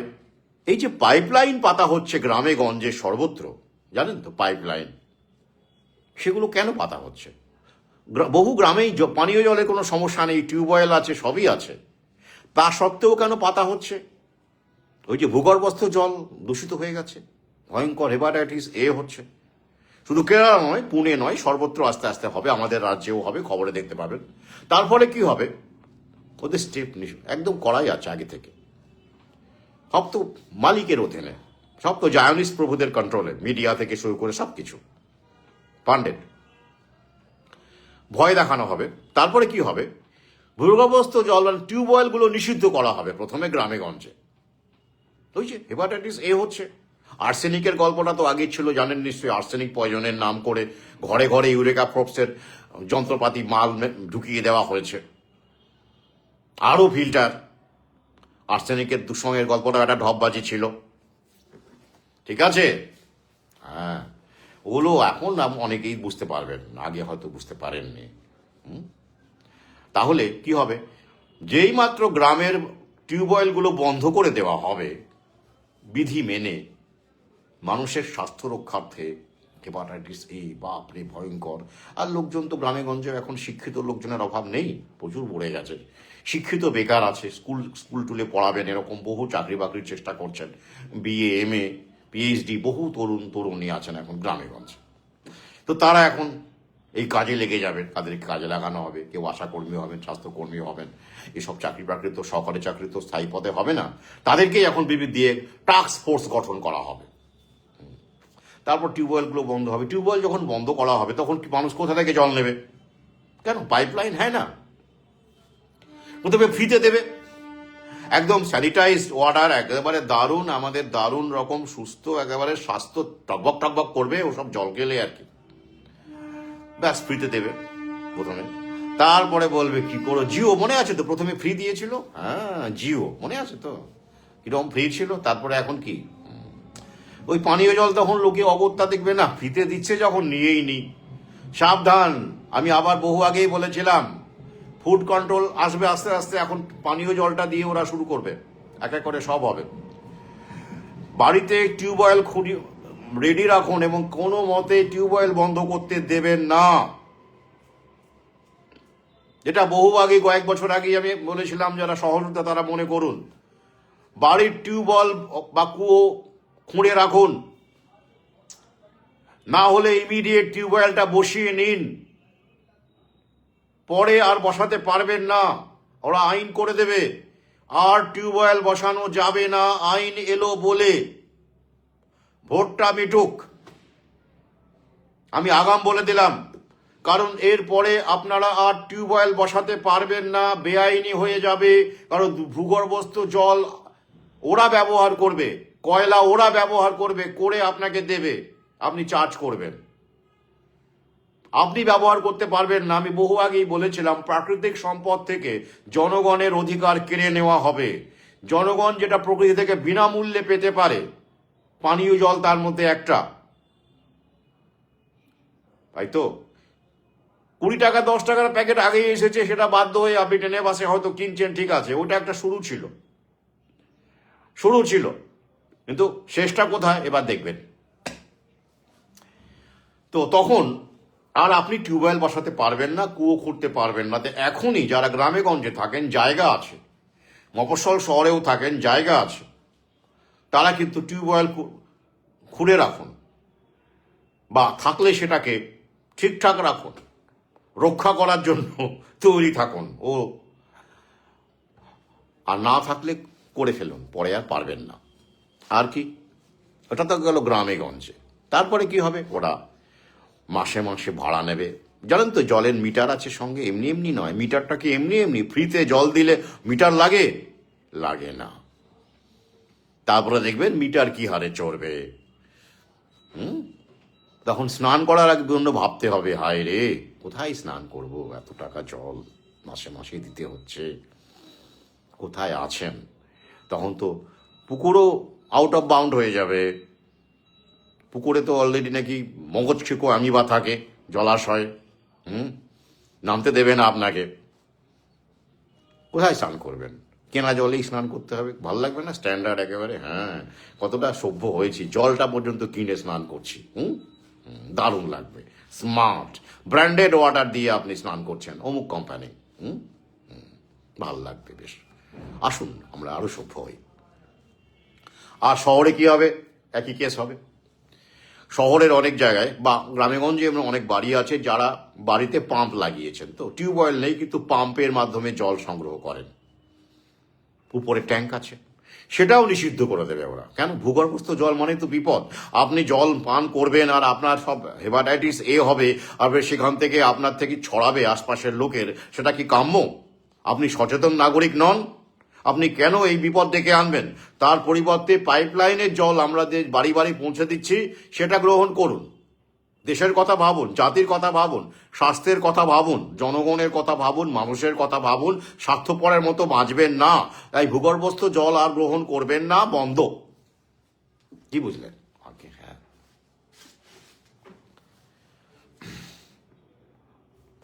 দেখবেন ভালো ভালো জ্ঞান পরামর্শ কারা দেয়? কাদের মানুষ শোনে? যাদের ক্ষমতা আছে, প্রতিপত্তি আছে, তাই তো। এটা আমাদের বৈশিষ্ট্য। ওই যে গরিবের কথা বাসি হলে সত্যি হয়, এটা কেন এসেছে? ওই যে গরিবের তো প্রতিপত্তি নেই, ক্ষমতা নেই, তার কথা কে মানবে? একটা টপমোস্ট লেভেলে চেয়ারে বসে, গদিতে বসে যারা বলে, মানুষ তার কথা শোনে। এটাই হয়ে এসেছে। তার ফলে ওরা এই মানসিকতাকেই কাজে লাগায়। This is called psychology, mindset. সেটাকেই কাজে লাগায়, তো সেভাবেই ওরা করছে, এভাবে এগোতে পারছে। তো এই যে জায়গাটা,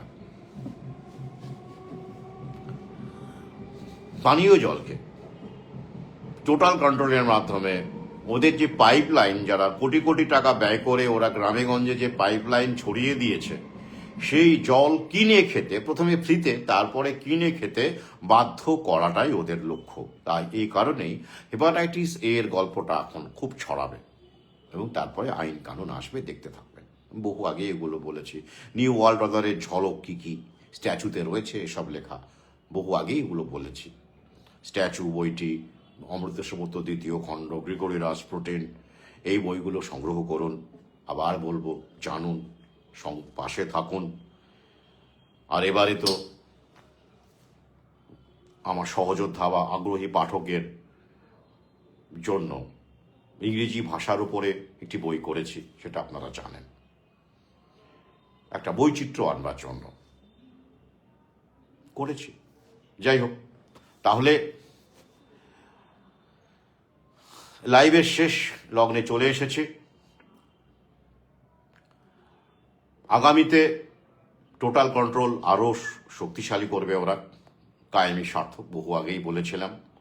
তাই এগুলোতে ভয় পাবেন না। এই হেপাটাইটিস এ সংক্রমণ হচ্ছে, তাই আসুন ভ্যাকসিন দেব, ওটা তো আসবে, এটা নিন সেটা নিন, এই ওষুধ খান, এই প্যানিকে পা দেবেন না। প্রকৃতির সঙ্গে থাকুন, বাড়িতে টবে, মাটিতে যেখানে সুবিধে ঔষধি গাছ লাগান, কারণ আগামীতে অ্যান্টিবায়োটিকও পাবেন না।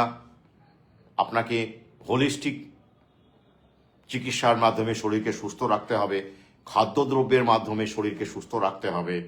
বাড়িতে ঔষধি গাছ লাগান, টবে লাগান, মাটিতে লাগান। আমি বারবার আবেদন জানাবো, বারবার আহ্বান জানাবো, যারা শোনার শুনবেন, যারা অবহেলা করার করবেন। কিন্তু আমার দায়িত্ব, কর্তব্য এটা বলা। তো আজ এই পর্যন্তই।